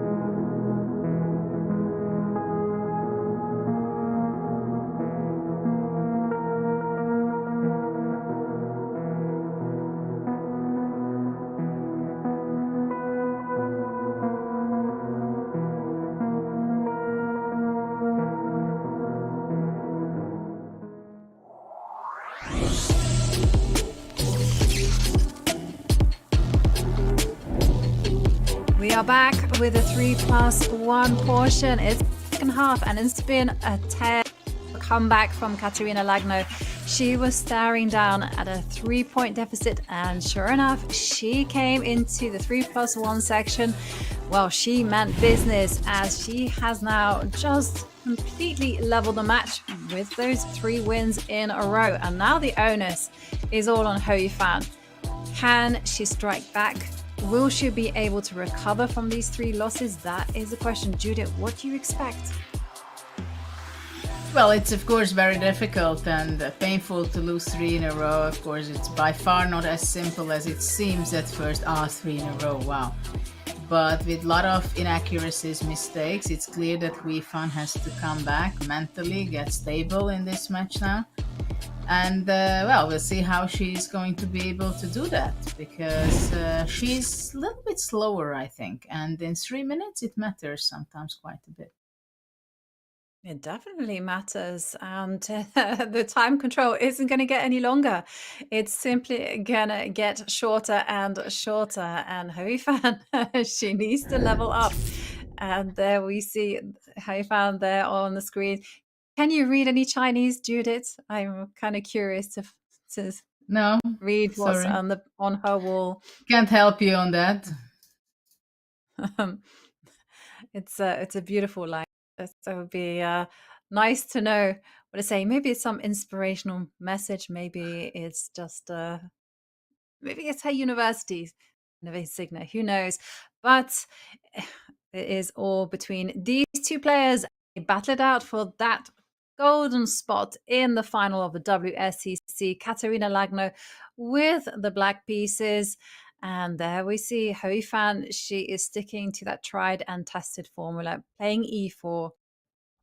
In earlier matches, she tried c4, she tried knight f3, d4, but here she's very loyal to this approach. And now she went knight d5 in the early stage. Before she played, I think, bishop d2, rook e1 kind of moves. And of course, in this position, and she's taking on e7, so it's a different approach, not letting black to move away with the black square bishop. So let's see where Kateryna will be putting her knight, probably from e6. It can go to g6. Yeah, this is what I'm expecting. Not only because it thinks that it's better on g6, but to defend the e5 pawn, it is essential if one day she, let's say, wants to go d5, which is not necessarily the move black wants to do, but to keep that in mind, it's always helpful. 5, controlling the center. Later on, I believe still bishop e6 can show up in this position, in this structure. Let's see where white is going to be developing the bishop, for example. Yeah, the problem is that this position is still going to be very close for a long time. You can't easily get in d4 without sacrificing the e4 pawn. And yeah, the bishop tucks itself away. And I guess white will be going for b4 and a4 and then trying to just open up a line. Or d4. On the queen side. Yes, or d4. Because actually, you've got to open things up. Yeah, it's always a question. Why do you move away the bishop from b3 once you played a3? Once you played a3, the logical thing is to move away the bishop to a2 because it's useful there. d5. Mm-hmm. Black has great activity. Yes. Interesting. I was expecting that we'd see something that we saw in similar games, where white went d4, very kind of maximum confrontation in the center. But now, at least, black has a beautiful space. The bishop actually doesn't need to develop on the c8, h3 diagonal, can relocate itself to b7. And there we see trade. I like what Hou Yifan is doing. Bishop b7, e4, good. Looking nice. Looking very nice for black. Isolated pawn on d4, pushing the knight from f3. Where to go with the knight? To go to d2? And if you go back, you are losing d4 if you go knight d2. If you go knight but there that's not a problem. That I'm not worried. I think what I'm worried about is bishop development, because queen d4, then knight e4. Yeah. So this would be not possible, but bishop b6 would bother me, to be honest. Knight h2 was played. Probably at some point white wants to go knight g4. No, knight f1. Yeah. Tries to come back to g3, which I'm not sure I'm so happy with for white. Yes. And okay. Still, I'm refraining from my urge to go h5, h4. Wow. Wow. I'm refraining from that. I'm like, no. Keep it calm. Yeah. And okay, this is a nice move. Okay, knight g3. No h5, but f5. Defending and trying to push later to f4, I think. But it's not going to be so simple for sure. Okay. Knight c3. Bishop. Queen goes back to d6. Hmm. Anyway, because knight would be exceptionally well standing on d5. Kateryna plays it pretty well. Very annoying from white side. Also a minute behind. Easy to play it with black. And the bishop b3 had to be played because f4 was in the air. So black has just that extra space and just a more comfortable position. But Hou Yifan is untangling well. I really like this capture on d5, and now she has that straightforward plan. Knight to f4.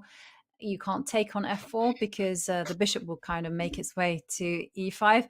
And I wanted to advance an h pawn. And sure enough, it appears on the board. h4. Okay, it's more designed to prevent a g5, so it will not be stepping any further. But now white has a lot of freedom. The rook can come in. This is good. Well, white significantly improved on her position. No question about that. I mean, suddenly rooks are active. The only weakness and problem is the d4, but maybe I will just give it with d5. Actually, is a threat immediately to play d5. Oh, this pin on the 6, my God, it can be very painful for black. Yeah, you have to step back with the queen. And, well, d5 incoming. And white taking over. Yeah, where are you going to go with the queen? This is a painful party for Kateryna. Very painful. I don't think she can save it. Well, now you got knights. Oh, you can jump in with your knight. It's not pretty. I think it's c4. Okay, and there we're seeing from Hou Yifan, that is the answer. Bishop takes knight. There's going to be just horrible pressure against g7. And on queen b4, bishop h6. Mm-hmm. Ay. Seconds left. Well, knight e5, I think. Rook e7 takes bishop h6. Mm-hmm. Or immediately bishop h6. Ooh, what a painful loss for black. Ay. Yeah. But she's fighting. And it just kind of, she is. It is kind of intriguing how like the position just turned around in the space of a few moves. Hou Yifan was able to unravel, but it's coming down to the final seconds. Black is still very much fighting, but the d pawn, it's such a good piece. And now the queen snakes its way in. B pawn falls. Okay, you have to keep on. Rook a7. Rook a7 was something, I guess. Yeah, now the e pawn is coming. Kateryna, 2 seconds left on the clock. She's been tricky, but okay. Now f. Rook h. Oh, yeah, nice. And Hou Yifan, she gets the first win in the second half, so she takes a 1-point lead. But Kateryna, she's very dangerous with the white pieces, and we're going to see more of this bishop c4 stuff. Hou Yifan has been voluntarily going into this very sharp position. She doesn't need to play this as sit-in. I've seen her play e4, e5s, but for some reason, this is what she's staying true to. Yeah, I'm curious what will be here. I played this position a lot when I was a kid. Not knight c6, but more this Velimirovich system. Bishop b3, queen e2, long castle, g4. I was playing like thousands of games on that with my sister Sofia. But it's not that kind of sharpness what we have. Actually, before she did not have a good position because she allowed black to be very good. Only later on she figured it out and she was able to turn it around. Now bishop e4, I think it's a wise thing because on b3 it stands very badly.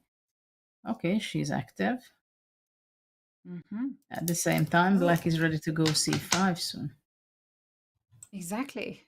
And c5 is coming with a lot of power.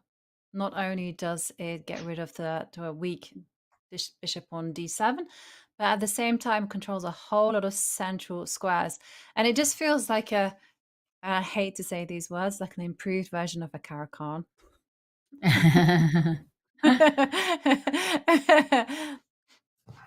Yeah. Okay, Knight is coming to 97. f5. Yeah. Attacking the bishop. Also, sometimes knight g6 can be the move, attacking the pawn. Mm-hmm. Okay, knight f5 on the board. Will we see g5? It's very much realms, right? G5, bishop g7. It's certainly an idea to be considered. And okay, be careful. Okay, knight on Not h4 making is the a idea. typical square. Sometimes it shows up, though I'm not Mm-hmm. sure how much it's doing. Rook on b8, good, logical. White is going to be eventually c4, I guess. Also, the queen will show up on d3, having this diagonal, power on that diagonal. But, there's been a lot of jumping around with the knight. I had a good home on f5, and it now finds itself on g6, which is fine. It's a closed position, so anything can happen. But somehow, Black has to be careful not to use too much time. C4. I wasn't sure about that I move. like I would have c4. perhaps preferred. I would play c4. Maybe Yeah. it's not good, but I like it. Sorry. Bishop e4, knight c1, knight d3. Yeah. I don't know. Bishop queen d3. Well, yeah, this is a question that in which way the battery works best. Bishop in front or the queen in front? Mm-hmm. Okay, f4, f5. But where is my knight from e2 will be going? Well, it Sit and doesn't wait? need to have a home. Oh, Exactly. It can just sit there. And for the time being, I don't I mean, like the the bishop on question, though, c6 from white side. I mean, what a powerful bishop. Look at that. I mean, this yeah, is it what is. you're happy to see it from white side? Well, I have a natural inclination to prefer black in this type of position. As white and as black, I mean, you have to kind of constantly anticipate what the other's plan is going to be. And this is a nice move, actually. Knight to h4. I know I criticized the whole knight jumping around, but it was going to f5 and e3. And I think that would have made black's life quite nice, f5. quite easy. Has to be done.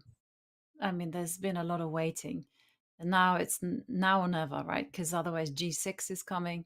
And sure enough, it comes. Take on an a6.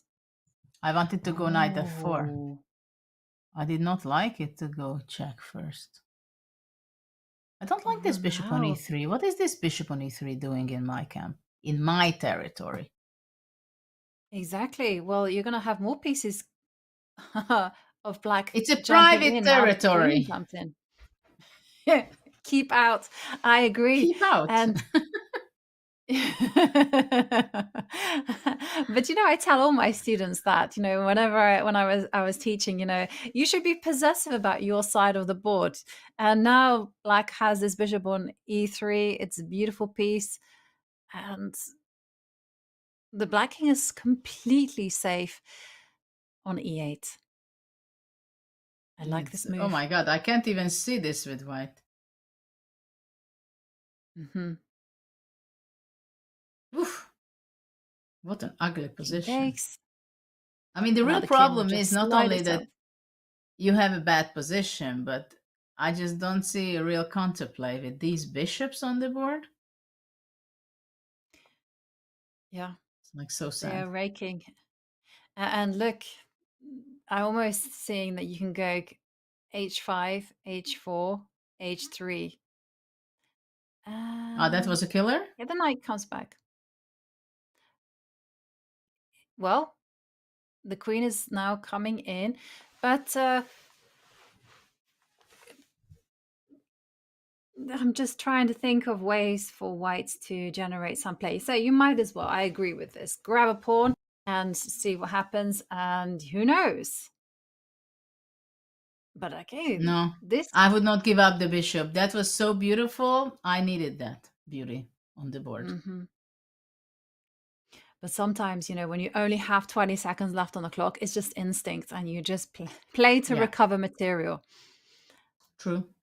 And, and now, watch out, Queen F1 incoming. You have to take some defensive measures. I think there is a great chance that Kateryna will save this. Now I see potential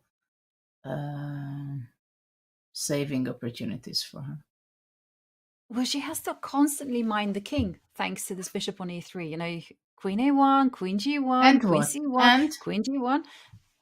Doesn't matter. You then just kind of introduce the g5 pawn, the h5 pawn. The white king is constantly going to be attacked. Look. It's going to come. bishop You got f4. Now queen f. I thought queen g4. She's gone. I thought she was going to go h5. h5 appearing. Oh, Queen b7, queen b4, queen e4. What a Oh, Oh. lululul. Well, Oh, hang on a second. It's a race. okay. The king is going to step up. But the king can catch. Now. Okay. Ah, yeah, bishop c5 yeah. only. c5. Okay. King h4. Now the king has to step up. And now you've got e5 and e4. Yeah, you can take 3 pawns with 1 bishop. No. And now the king holds. And they're slowly advancing.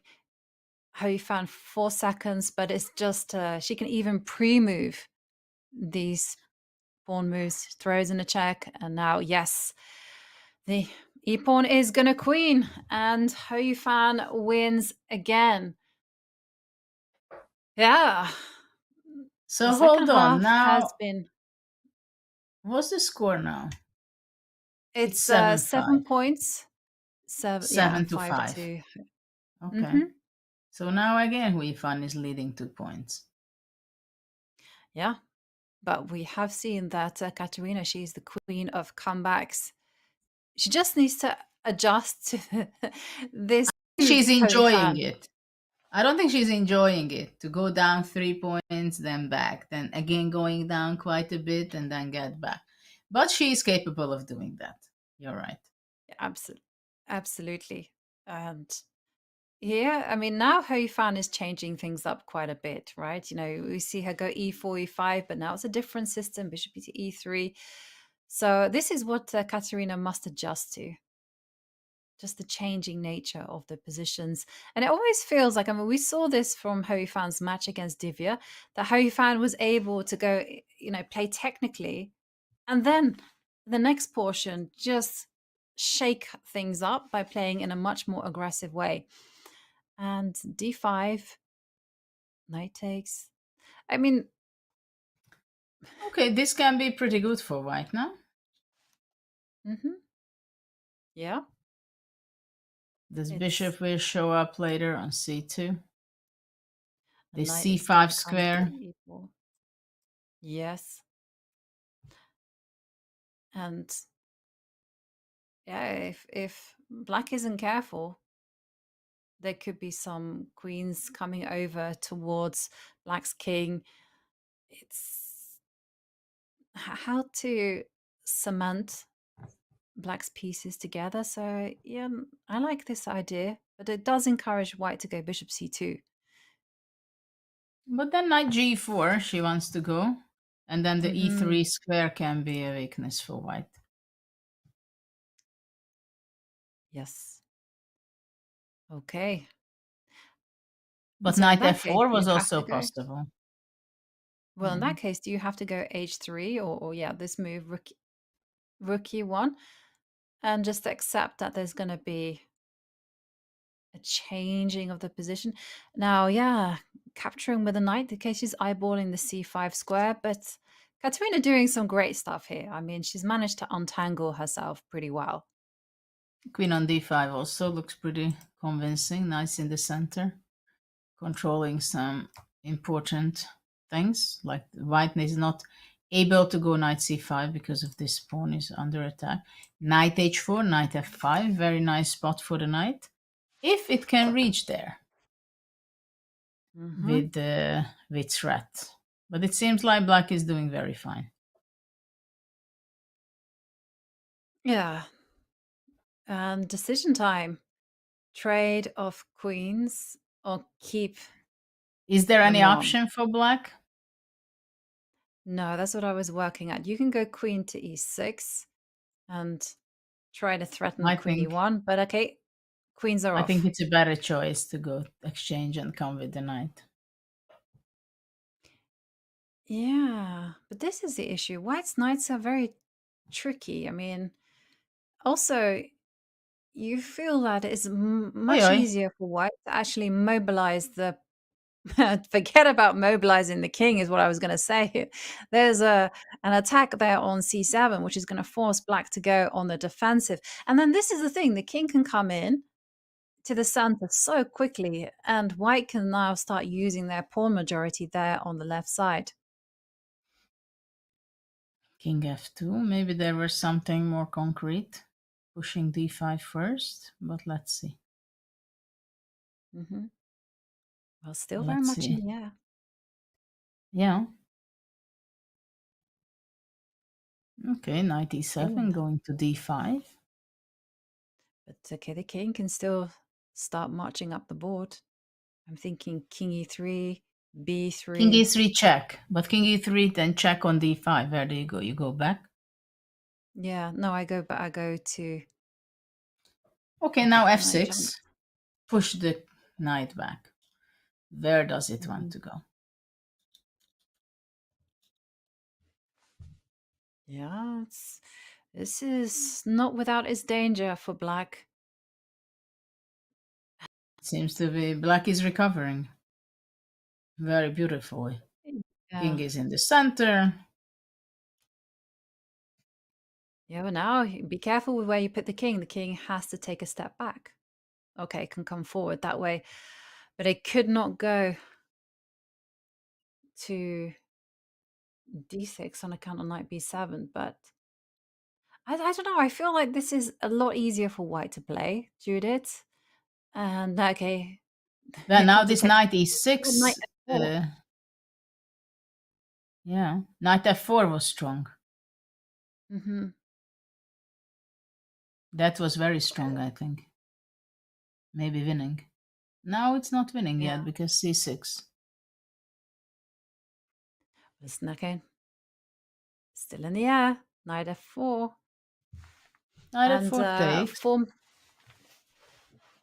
f4, c6, knight d8. Yep. And now you can go d5. She just comes d5 with her and king. then get the knight back to d4. What about knight f4 and takes on h5?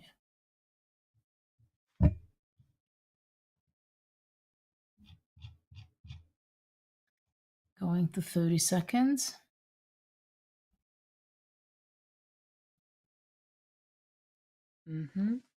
Hard to imagine that Kateryna will be able to save the game.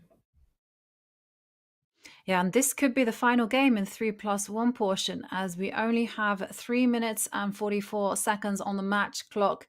And it's a very difficult knight and pawn endgame there for Kateryna, as white's knight is just mobile. Now it's attacking 2 points.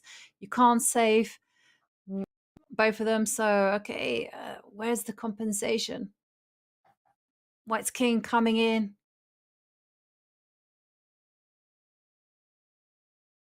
Knight d8 or just h4. Wow. Yeah. Of course. Knight f4 next. f5 is falling off. And now it comes that decision. Like, do you just resign this game? No, they never resign. No? They never resign. Okay. They lose on time. There you see, Hou Yifan wins. And suddenly we have, an 8 points to 5 advantage for Hou Yifan. Kateryna Lagno, she's been so powerful with this particular variation in Sicilian. Let's see whether she can start that comeback in what is going to be the final game of this 3+1 portion. Well, she should. And if we see rhythm of the match, it was 2-2 at first, then 3-game won by Hou Yifan, then there was a bounce back, 3 win by Kateryna, and now again 3 win in a row by Hou Yifan. So will Kateryna be able to punch back and win 3 in a row? But of course, this will Yeah. be the last game of the 3-minute portion. So we're going to switch in time for sure. Absolutely.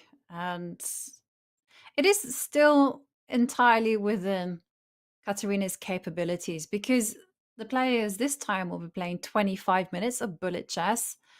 And there, things can just turn on a whim.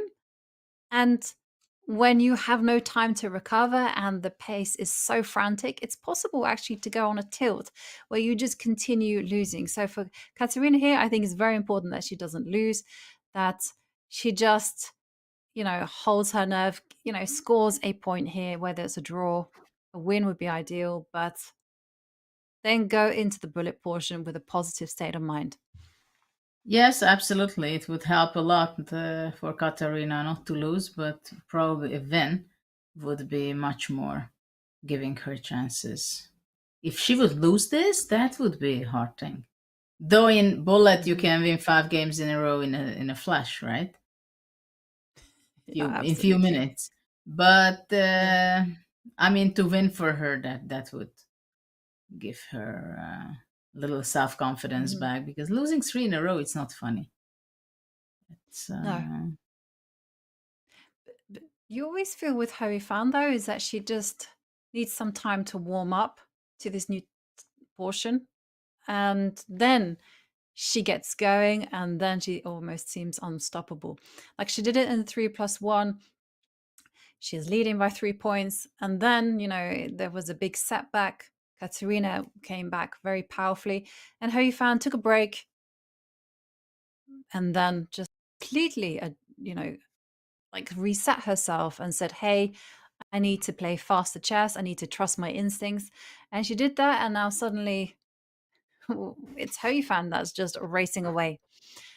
But now it's things are not going on Katarina's way either, and Mm-hmm. it's not easy to create things. That's the bigger problem I see. Black's position is so stable and has an extra pawn. Yes, there is that.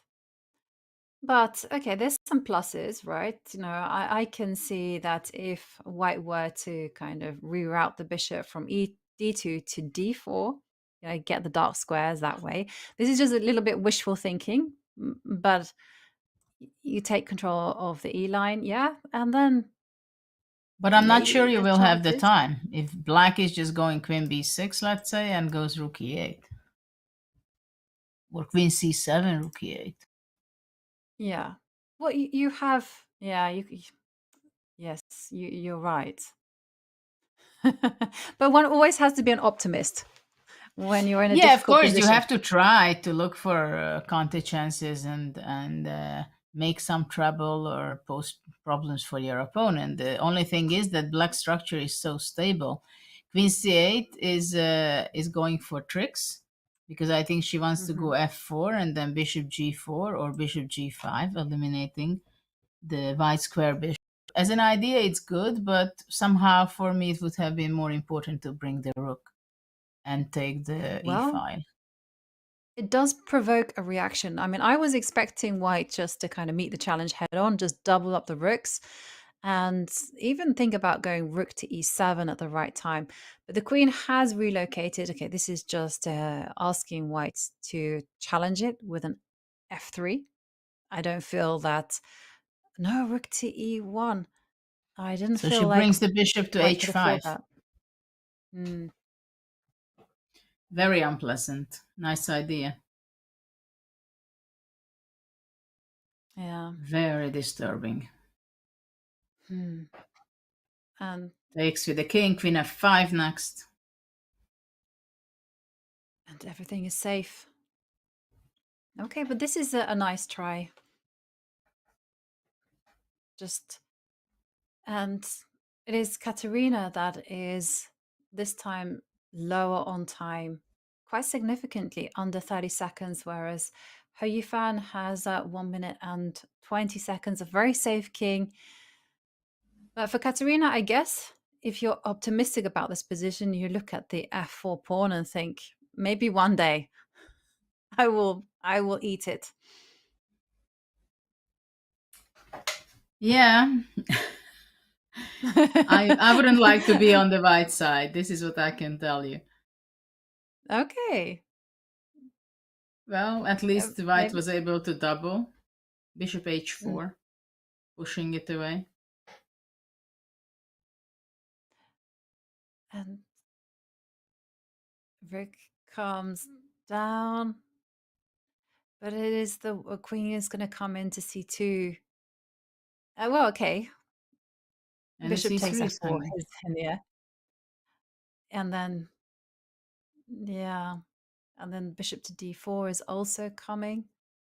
And it's also the tail of this pawn on d5, which will at some point start advancing up the board.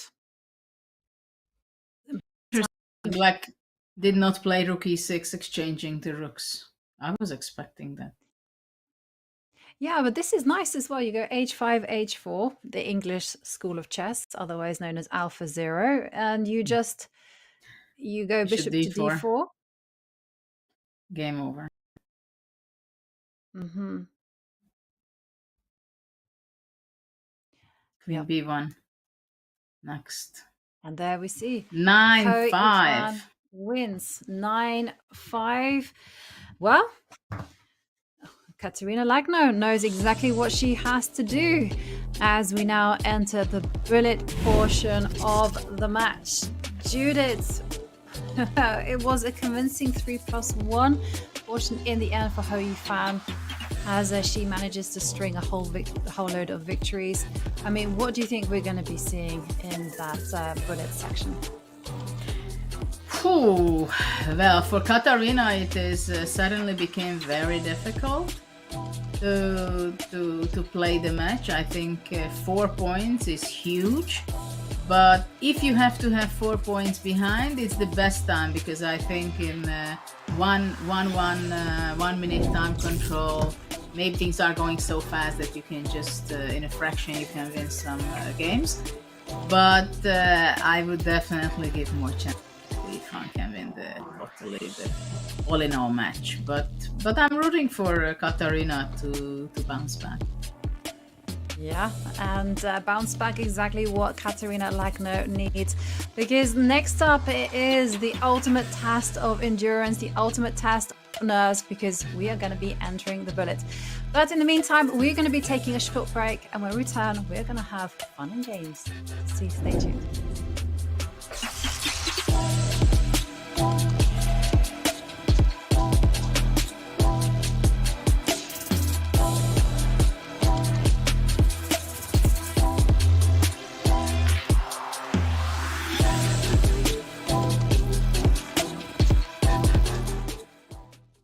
Just a few minutes away from boarding my plane to the US. This is going to be the start of my chess journey. Look at this! The skyline of New York. Hello, nice to meet you. We have an 8-year-old who's #1 in the country.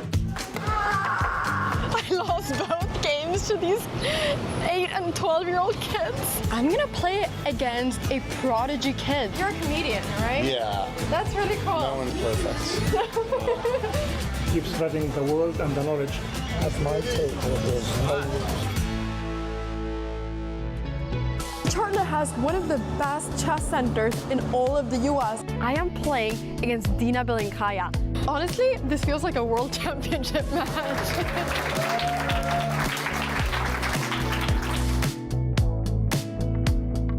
First 4th of July. What an only lovey. Hello! see you. Good to see Good you. to see you. How are you doing? It's been a long time.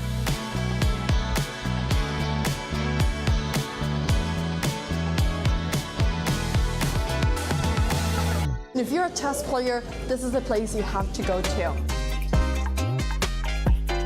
Hello.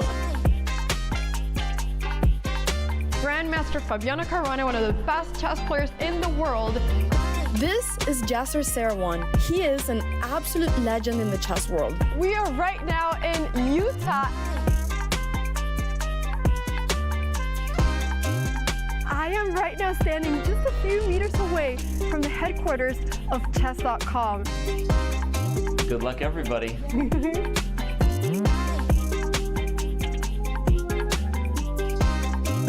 This is my mom's first time in Los Angeles. I just met Andrea!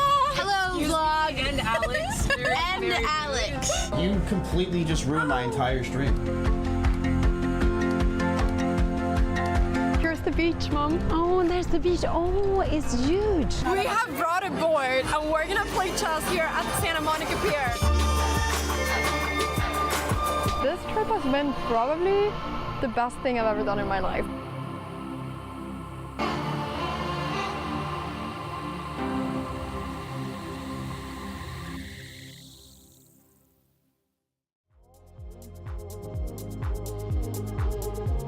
Oh my gosh, okay.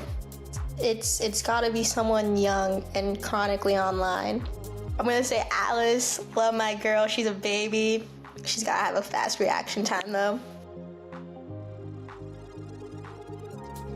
I mean, reaction time is just like milliseconds type of difference, right? Like, so I don't think that really makes such a big difference, especially with increment. So let's say accuracy. Sometimes some mouse slips cost you the whole game. Well, absolutely. I mean, luck plays a role in all sorts of chess, I think. I mean, even in classical, you always have to get lucky, right? To win a game. But I would say the importance of luck is definitely exaggerated in speed chess.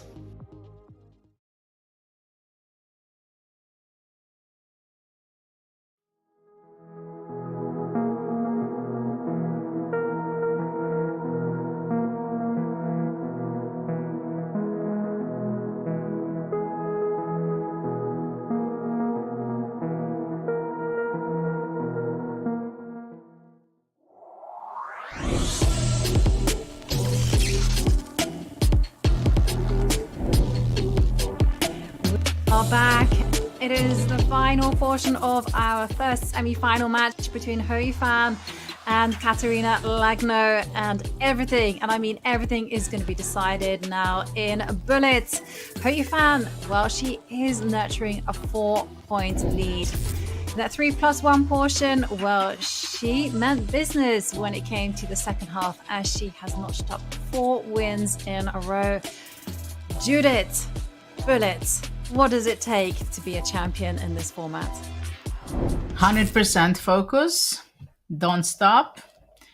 Be sharp. Play fast as much as you can, but pose the decision-making moments for your opponent. Mm-hmm. Yeah, just don't completely look back. agree. Go for it. That's good life advice anyway. You know, don't look back, go for it. Just keep on going. And I also remember Wenjun's words, which is like, play from the heart. Just let it flow. And that's exactly what both of our players need to do if they want to win the match and get that golden ticket to the WSCC finals. Kateryna Lagno, she needs to begin by just winning that first game, because these players only have 25 minutes. Now, 4 points is actually the most we've ever seen someone come back from, but do you think that Kateryna can do it? I think if someone can do it, she's one of the few persons who can do it.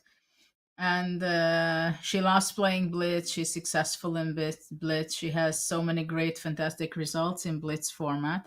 Of course, Bullet is another story, but I think she's able to, at least to give a hard time for Hou Yifan, 25 minutes. It's a lot of time, a lot of bullet games. But of course, I think this is a very important that she wins to start out with a victory in this time control. Yes. And there we see that Kateryna has the faith of that, as they believe that she will pick up some points, but she does need to make up those 4 points. And one of the things about bullet is sometimes it's not just about what's happening on the board. It's actually what kind of position you have, whether you can draw out the games, to their maximum possible length. Just get these long, close positions, which take like 90 moves to win. So, well, it matters a lot what kind of position you have, even if it's equalish position, but it's easy for you to make the moves because, here, for example, black and blonde, they're playing queen c7 and then taking on b5, taking on a8, and f7 can be in trouble. So, there are positions when it's easy to play, and there are some positions where it's easier to play with the other side. Here, at first, I thought that it's pretty easy to play with black. But, well, we'll see. Yeah. Because this knight is coming. It is coming. And also you can go h4, h5 is what I was thinking. And now it's Kateryna's game as she manages to get in a c4 break. And that's going to completely ruin White's pawn structure. You take on c4 and e4 is loose. Knight c5. You have to go bishop a2. No, but pawn on a4 is hanging.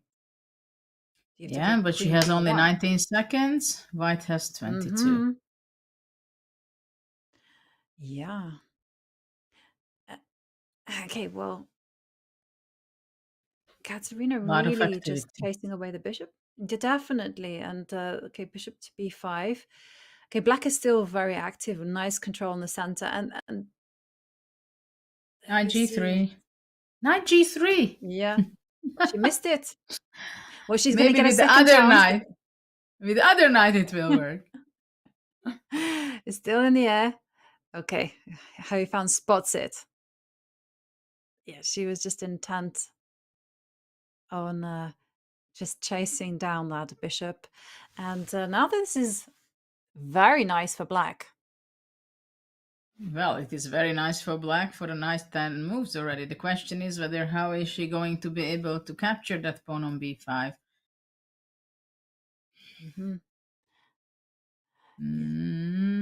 Some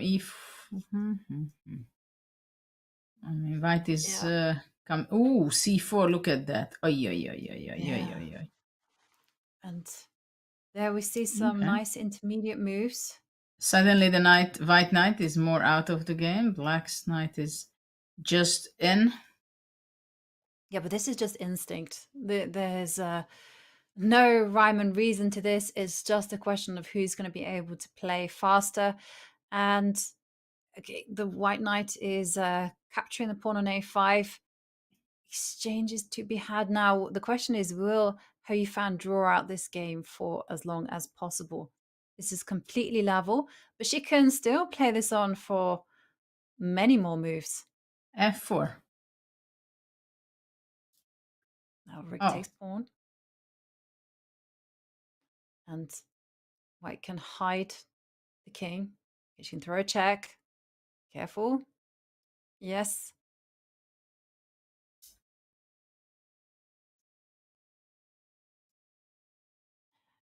And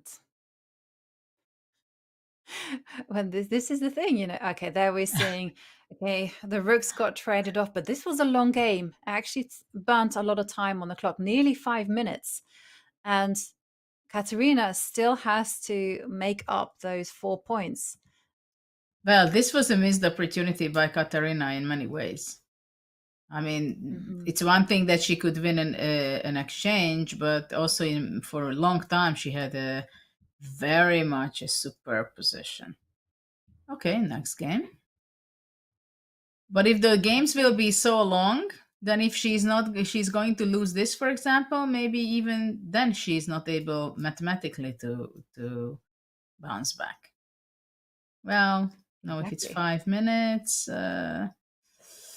no, she might be, but if a 1 minute game can last 5 minutes, then with so many points down, it's kind of tricky.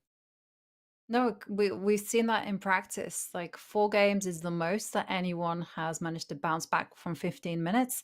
So if this one also takes a long time and ends in a draw, it's going to be harder and harder because Kateryna has to win and win quickly.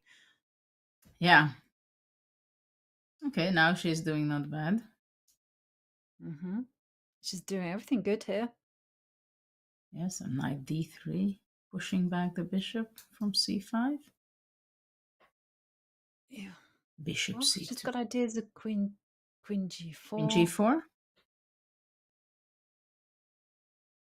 Bishop f5, a queen g4 played.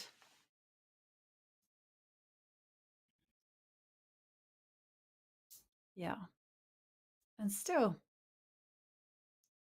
it's a tricky position there for Hou Yifan with the black pieces. Now, can she, is it time? You take on d5, and then I was thinking taking, yeah, and the bishop is Bishop coming in. g5. Okay, this is good. This is good.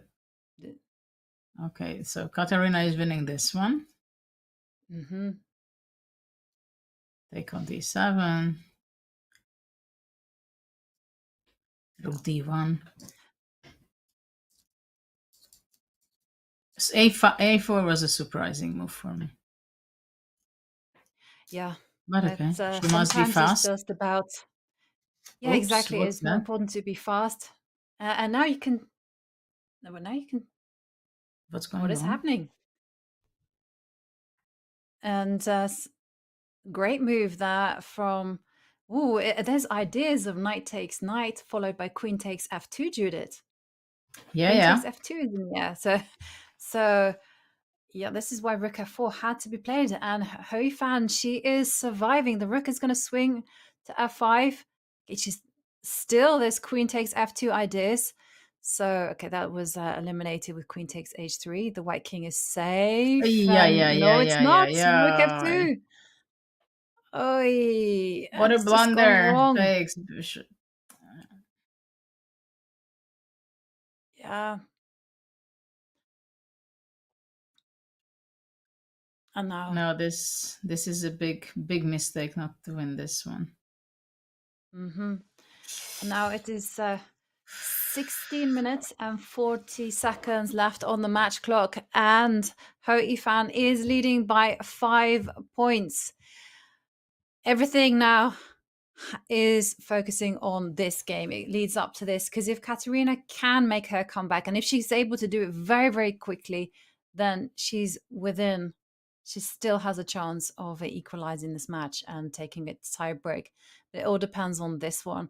She's got to play with the black pieces. It's a very tight game.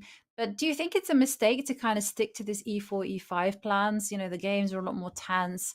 They have a tendency to be a little bit more long-winded. Yeah, maybe after being down on so many points, of course there is a question: should you be continuing and go for it or change? I would have changed already earlier, I think. And so far she did not change. I mean, what can you lose if you change something? I mean, especially in 1 minute, it's so much about it's a mouse game. So just to gain few seconds here, few seconds there to surprise your opponent. But of course, you have to believe in that. If you did not prepare that for the match, then maybe you disturb yourself more by changing than not to change. But I think a shift could be completely understandable. It's true, but it's the first time we've seen in a match where the two players have been very loyal to their openings. Because usually, we see the players, they switch. If e4 is not working, then they try knight f3, knight b3. I mean, we've seen all manner of changes, including from Hou Yifan herself. But instead, the players have been very loyal. And now we are seeing Hou Yifan, she have that small edge based on the fact that black has a very weak pawn on d6. But there is play against e4. Well, black, I don't see how much compensation she has. Okay, the question is whether the e4 pawn can be taken back, but I mean, for Hou Yifan, draw is also a nice result, being on +5. Draw. Yes, and if it can be a very long draw as well, then it will be even better, because it becomes physically harder and harder to make up that deficit on account of the match clock. And there we're seeing queen takes knight, queen takes h6 was in the air. And what you can see rook e3. I mean, she's just waiting. That's fine. Well, she tries to counterattack on b2, but I guess knight f3 will show up, and at some point maybe e5. It's time. Okay, where to Knight go with the rook? d4, b4. Now you can go b4, a3. Oh, hang on a second. The b4 pawn fell. Knight d3. And that was... She had knight d3 again. They don't like knight. Rooks. Well, hang on a second, because Kateryna might be making a way towards her comeback as you see the evaluation bar go up. And well, we are on seconds. Yes. Oh, bishop. The rook has fallen.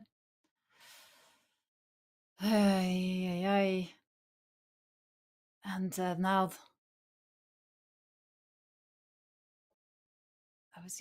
yes, and there we see Hou Yifan wins and extends her lead even further. Just 12 minutes and 33 seconds left on the match clock.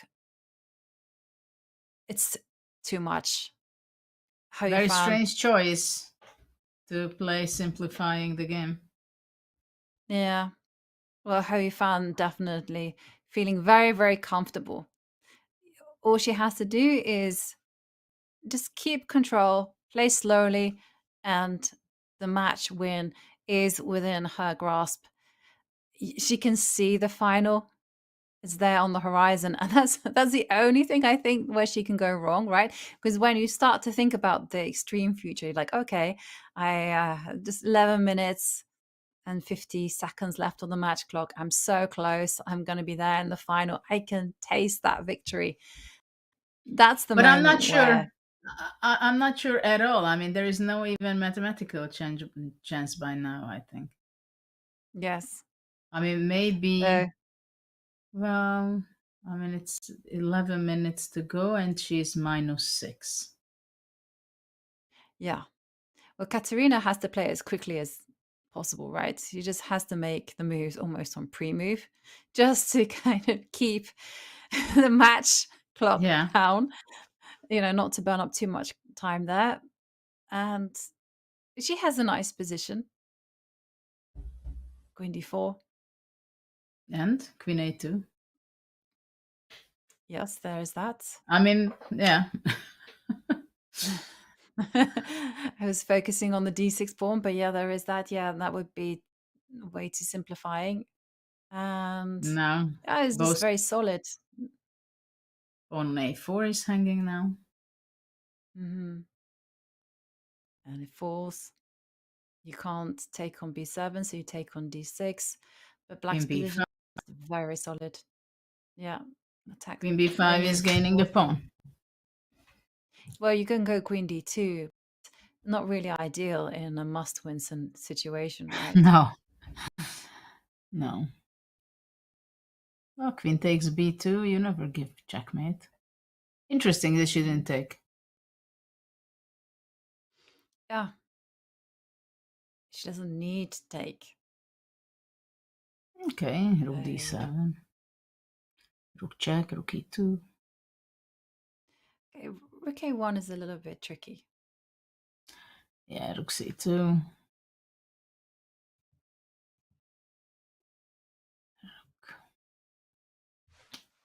Yeah. Well,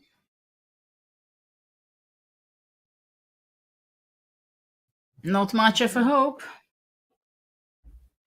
No, I mean, you can go pre-move. I mean, the only chance is to make pre-move with your rook and then just put it on c2 and blunder your rook. What has happened? Draw. draw. Yeah. Okay.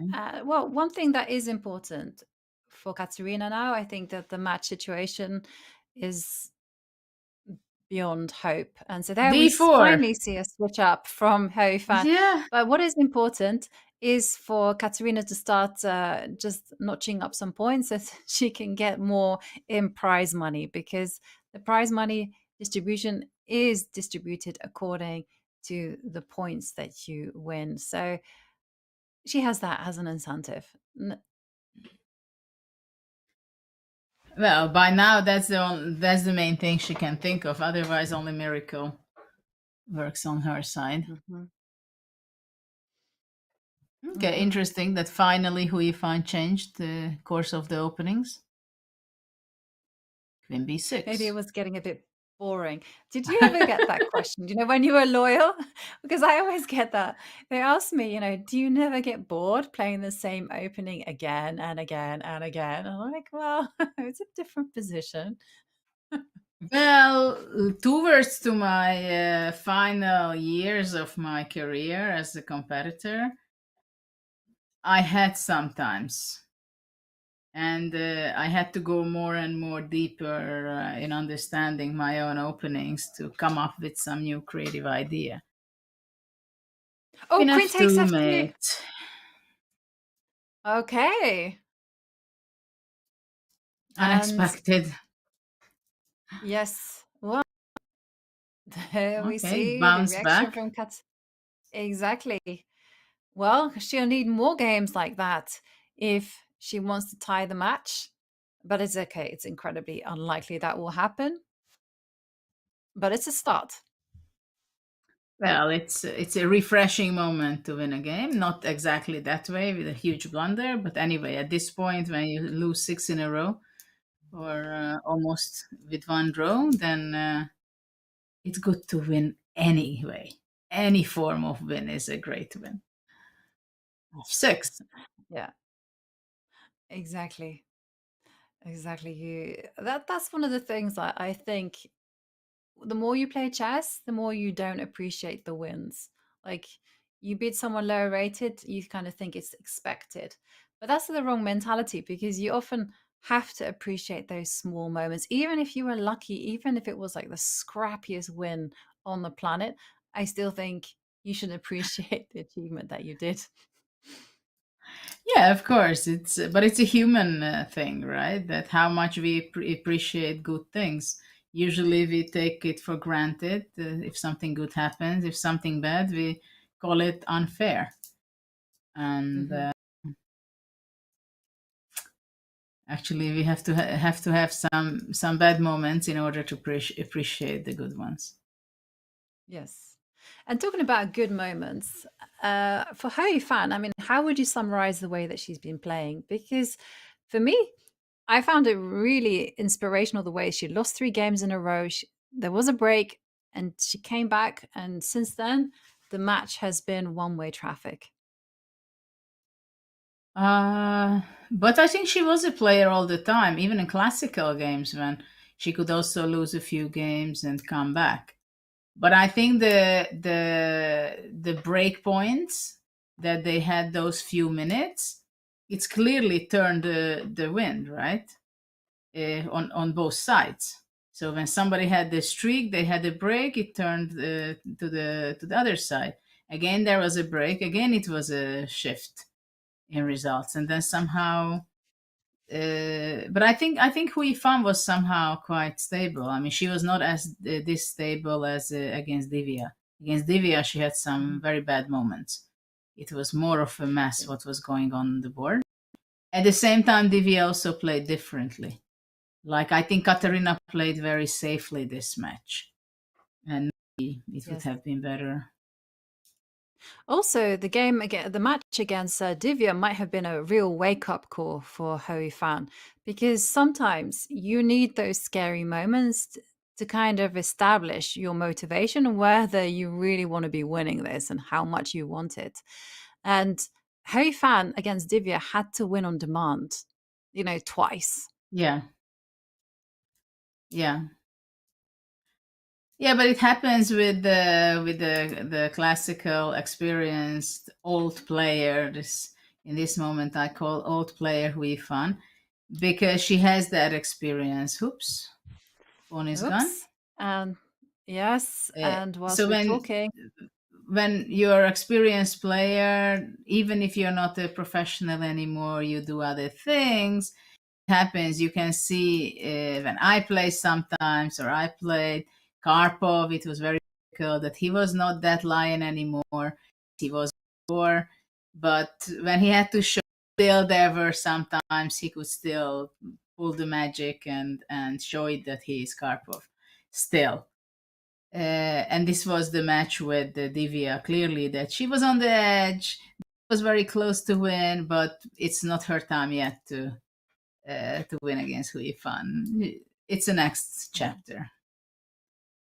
And well, there we see that Hou Yifan fighting hard. It did look like Kateryna Lagno had it, but Rook and pawn games, they're very tricky. And now the king will be catching up the d pawn, and unfortunately, the only pawns remaining are the pawns, and now the king will just step forward, and it's insufficient with a rook pawn to win this one. And just 3 minutes, just over 3 minutes remaining of the match clock, and Kateryna still trailing, but 12.5, 7.5. And yeah, I mean, this is the thing though, because with Divya, it might have been that, you mentioned Hou Yifan, she's a professor, she teaches at a university, so she perhaps maybe didn't have time to do any preparation, maybe feeling a bit tired. But then she had that match against Divya, and she realized, okay, I want this. So just, that just inspired her to work that little bit harder. Yeah, she put that all her energy into it. It was very difficult for her to find that stability in that match. She basically it was even right at the end, and it was the Armageddon phase of the match which decided at the end. So obviously the luck was on her side, but you need luck in winning these matches, especially when you win the match in an Armageddon in a 20-game match. But in this match, it was very clear that it's clearly Hou Yifan's much better day than for E4. Well, okay, E4 is coming. E4. And I think this is Hou Yifan. This is one of the things you spend so much energy getting to your target, and then once you got there, you don't care anymore about the games. You just know that the job is done, and there E4, it is going to be another victory for Kateryna Lagno. But just 1 minute and 18 seconds left on the clock.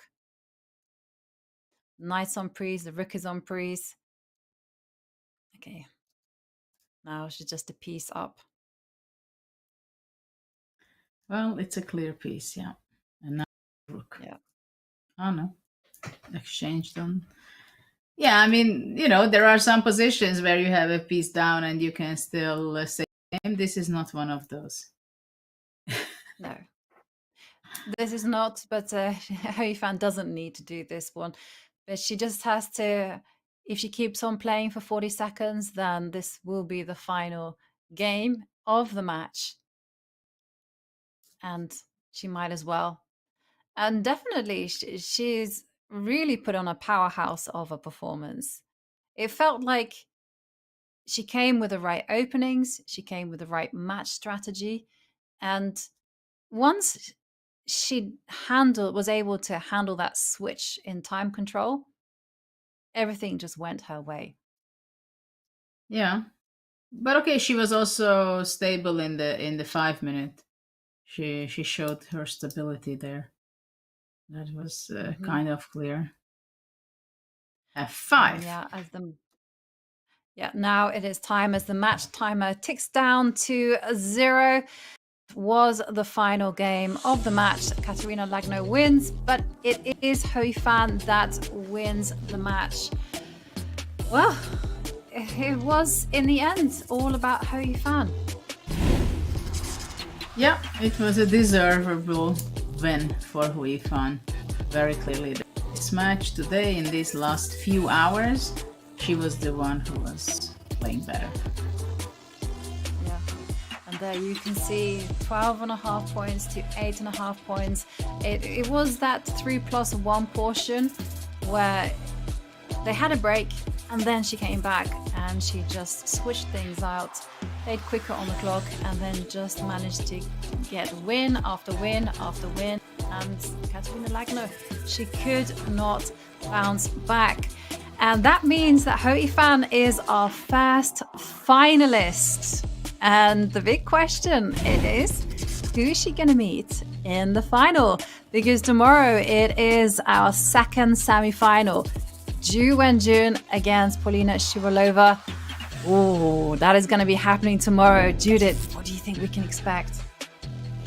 Well, that will be with a lot of excitement, of course. Well, generally, I wouldn't say big if I say Wenjun is the favorite in that match. At the same time, Shivalova will be extremely motivated to show that it's her time. Absolutely. Shivalova, she was a finalist last year in the WSCC against this lady, Wenjun. So this is a 2024 rematch. And yeah, it will be absolutely epic as both players will be vying for that final spot in the final. And we are going to go on a short break, but we are going to be talking to Hou Yifan, and this is your perfect time, chat. If you want to send us your questions, send us them so we can put them to the player herself. So we're going to go on a short break, and when we return, it is going to be an interview with Hou Yifan. So don't go anywhere.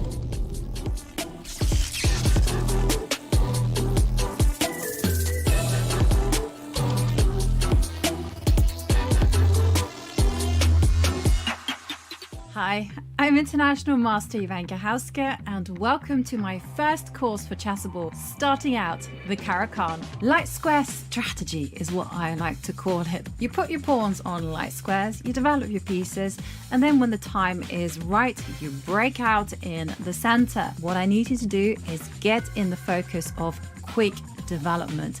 Knight takes g7, check is possible, king moves to f8, attacking the knight, and now after knight to h5, what we want to be doing is first asking that question to the knight, because white can immediately go wrong with knight to e2. We simply go knight to b4, and this bishop and the knight have orchestrated a sneak attack against c2, and now black is totally winning. There are lifelines to help you remember the piece configurations, there are guidelines, there are cautionary tales, and of course there are my trademark phrases, all to help you get a good Caro-Kann.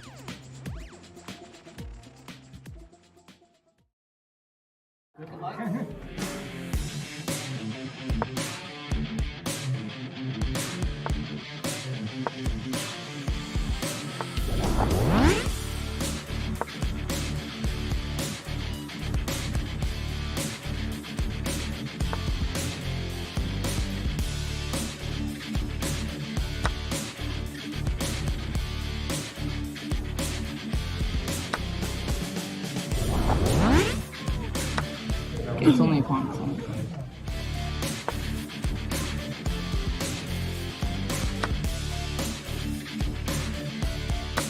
Give me the bishop. Yes.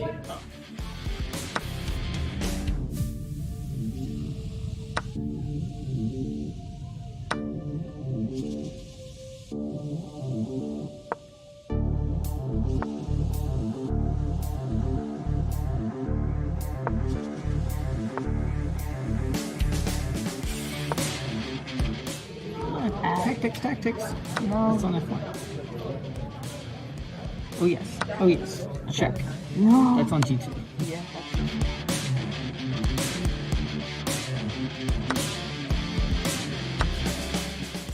I'm scrambled.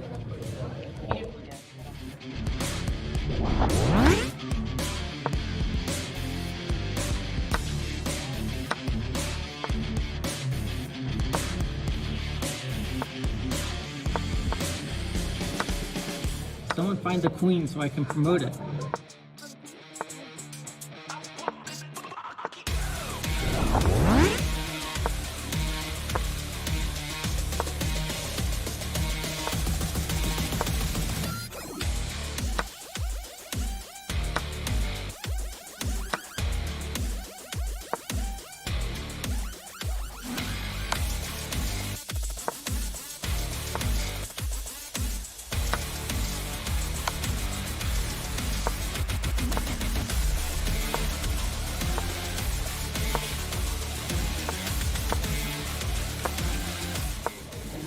It's on the 8 file. Somewhere it's made. Good game.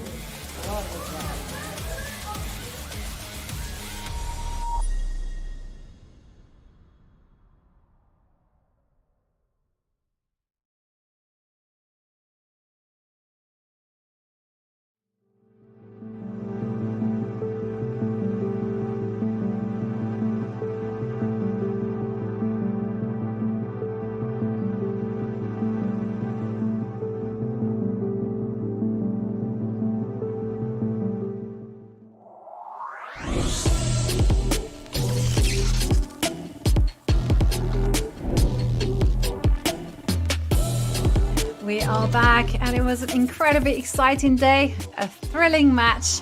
But we are here with our first final, Hou Yifan. Hou Yifan, welcome to the show. And there we see, as if by magic, you appear. Hou Yifan, that was a tremendous match there. I mean, there were several ups and downs, and in the end, it just looked like you took control. I mean, how are you feeling? Yeah, I feel like the match today somehow is like better compared to my previous match, which contains a lot of up and downs. Although the results showed that actually I didn't know the result until I saw somewhere here like what we did. But in general, I feel like in some of the games I was pretty lucky in case to keep the match somehow in favor for my side. But I think like the first few games I was quite struggling a little bit.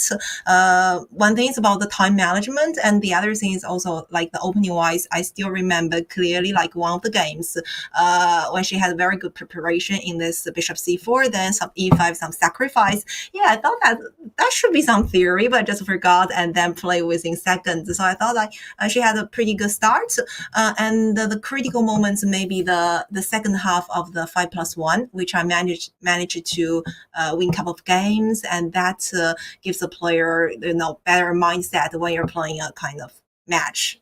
But I would say the games are quite interesting, and we played quite even, if not talking about the results, because some of the games really decide like in the last minute, and a few games I was very lucky, I think, try to survive somehow, especially with black pieces, I remember, and also the one with white. When she got this e4, f5, f4, I managed to get my rooks along the a file and play this knight maneuver to e2, f4, d5. But at some moment, it should be very bad for me. Congratulations for your match. It was very interesting to follow. You started out the 5-minute portion with 2-2, and after that you took a lead and you won 3 in a row. How do you feel about that? When you took the lead, there was a break, and then suddenly she bounced back 3 wins in a row. When it was 5-5 and you had a break and you switched time control. What was your thoughts and feelings? How did you go in to continue the match? Yeah, exactly. Somehow I feel like both of us are really in a good fighting spirit somehow, since they were like a win row and then the same row for another the side. And as I mentioned before, I thought I was just lucky, try to win another roll back somehow. But I still remember the first win. Yeah, maybe that's the first win when I got this Spanish. Let's say I was worse. I thought that was some critical moments. But to be honest, when you're playing, let's say, these kind of blitz, you don't have much to think about the scores. And even the games, the positions you faced before, but you just try to focus on every current moment and try to keep the game, kind of going on. Mm-hmm. And because that was a critical moment that you highlighted in the match, and Judith mentioned as well, you took the lead, then Kateryna bounced back, and then there was a break. And a lot of us, including everyone in chat, I was just curious, do you think that break actually helped you recover? I thought in general it helps a player to, keep your mind a bit like fresh, because if you keep playing, for example, like more than an hour, somehow you just feel very tired and there might be some blunders occurred at different moments. So I think it's good in general. But if asking technically like when it's good to have a break for a certain player, for me, I don't have any special feeling because, I think I didn't have, let's say, clear situation. When you win, you don't want a break. When you lose, you need a break. No, every break, I thought it's just, you just try to adjust the schedule. But maybe, if you, for example, lose a couple of games in a row, it's good to pause and then to find yourself to get back into any of the, let's say, real positions. But from our match today, I don't remember exactly, but I think a break helps the player who lost a few games, maybe. Because I also lost a few in 3+1 portion, right? I think maybe the first 1 or 2 games, or even 3 games. I don't remember already. Yeah. But I feel like after every break, there were some, let's say, some changes, like some up and downs. Yeah, I want to ask one more question that I've seen and followed your DVM match, which was, of course, went all the way until the very last possible move. And it was clear that on that match you were on the option to not to qualify and not to be here. But it's clearly that today you showed much better concentration and much less blunders, nothing to compare to what has happened. Do you think you can improve your play for the final? Well, first of all, yeah, I'm happy that we mentioned about that match because that was very exciting. And I should also take this chance to congratulate Divya for winning the World Cup and also had a very great performance in our match. And I felt like anyone can win in that match. I was just very lucky, especially the moment when I won my final game in the 1+1 portion. Because that was completely not winning. And if not win, imagine you lost a couple of games in a row and she just needs a draw to, to be the winner. But okay, then there were again some, let's say, dramatic things like I won the tiebreak 2 games and then I lost the final one with some rook c2. I still remember this move. Yeah, I felt like, some dramas, but I believe maybe that's one of the things that always connecting with speed chess. Right, when you were playing 1+1, yeah. So I didn't think too much, and I felt like I was happy, the tournament going on. But if something happened like last year, I also remember last year I think I lost to Polina Shuvalova, if not mistaken, and also in the final game I lost in a position which I was better, lost on time. So just like be ready for anything, and just enjoy this process. Yeah, and I'm glad that you mentioned that match against Divya and shared your reflections with us because that was a really thrilling match. But looking ahead, you mentioned Polina Shuvalova. There's a very real chance you could meet her or Wenjun in the final. And I'd like to ask your thoughts on which one of these 2 players would you prefer to meet? Well, I don't have any preference as usual, just like I'm happy just to play some games and be ready to face anyone. But I think I played with Polina already in the previous 1 or maybe 2 speed chess. I lost her like, let's say last year, and maybe I won her the previous year. I don't remember clearly. But with my teammate Ju Wenjun, I think we played a lot of games, but not in speed chess. So I'm also excited to to see their match tomorrow, and hopefully, no matter whom I'm playing with, there will be some interesting games that we could bring to our spectators, and hopefully with less blunders. That's the only thing I hope. Less blunders, but I tell you, they've been very, very exciting and full of drama. They've really kept us entertained. And we also have some questions from chat. And Uncommon Nigerian asks, do you have fans amongst your university students? Yeah, actually, in my university, there are a lot of students who are interested about chess, have a full passion, and I believe some of them are probably still following our interview, at least the games, because the previous match after I finished, it just texted me like, oh, we were very scared, and just say you don't play rook c2, and then you play rook c2. So I know that they're definitely following, and to be honest, I'm very happy and surprised to see their passions on chess because they're not professionals. They have their majors, let's say in physics and other, fields, but they just, I would say somehow follow more chess compared to me these days, for different events. And I think they show really some true passion for it. And chess is also developing pretty good, I would say, in our university, thanks to the support of the department and also the university. We held some, let's say, sessions, the coaching sessions, and also our student club, let's say student union, did some things to promote in the campus. Yeah. And it's nice that there's definitely an improvement in the younger generations, because we have one final question from chat from Krishna 21234 says, as a semi-retired player, do you think generational change in top women's chess is coming soon? Generational change.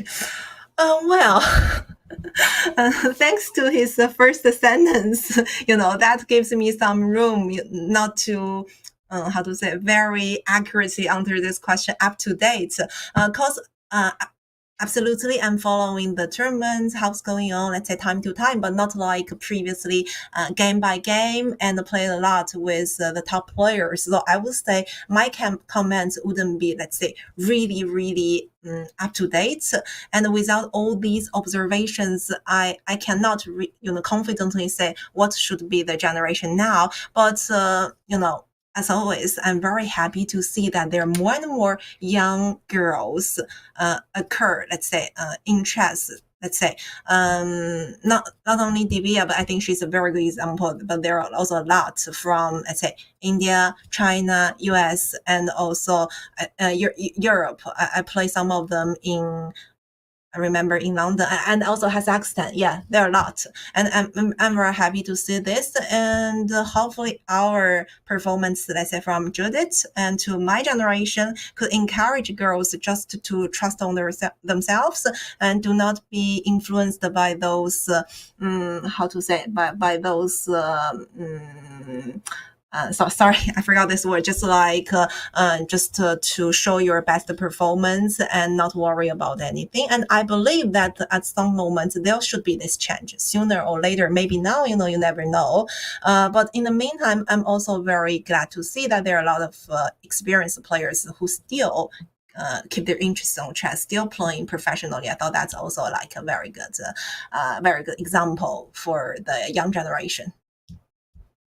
Absolutely. And we're still very happy to see you in action, Hou Yifan, because it's fantastic to see someone like yourself, playing in these Women's Speed Championship, playing over the summer, because I know you were playing in London yourself. And it's just inspiration to everyone. And I'd like to thank you for joining us, and congratulations once again for being our finalist. And yeah, good luck in your match. We will, of course, all be watching and cheering regardless of what happens. Thank you very much. I'm very happy to participate in this speed chess every year, and hopefully it will be continued. Thank you. Thank you. Yes, wow, we have our first finalist, Hou Yifan, and we're going to be finding out who she's going to be meeting on the final, because tomorrow it is our second semi-final between Wenjun and Polina Shuvalova. They are going to be fighting for that big spot into the WSCC final. Judith, some final thoughts from you. What do you think this match is going to be like? Well, I'm still busy with the match we looked at and we witnessed, and it was great to talk to Yifan on her experiences, feelings, and feedbacks on so far her performance, and looking forward to see her in the final. Of course, tomorrow I'm expecting a lot of drama, action, blunders, and comebacks. So let's see what's going to be tomorrow. Absolutely. It's always been a story here at the Speed Chess Championship. Expect the unexpected. Judith, I'd like to thank you for being here, sharing with us your moves, your stories, and showing how great of a player you are, especially with the tactics. So it's been a great pleasure to be calling all of the action alongside you. And thank you at home for joining in the fun and cheering on our players. It really has been a tremendous support. And tomorrow, remember, it is the semi-final between Wenjun and Polina Shuvalova. We will find out who our two finalists are by the end of the day. Wow, it's going to be exciting. So you don't want to be missing it. Goodbye.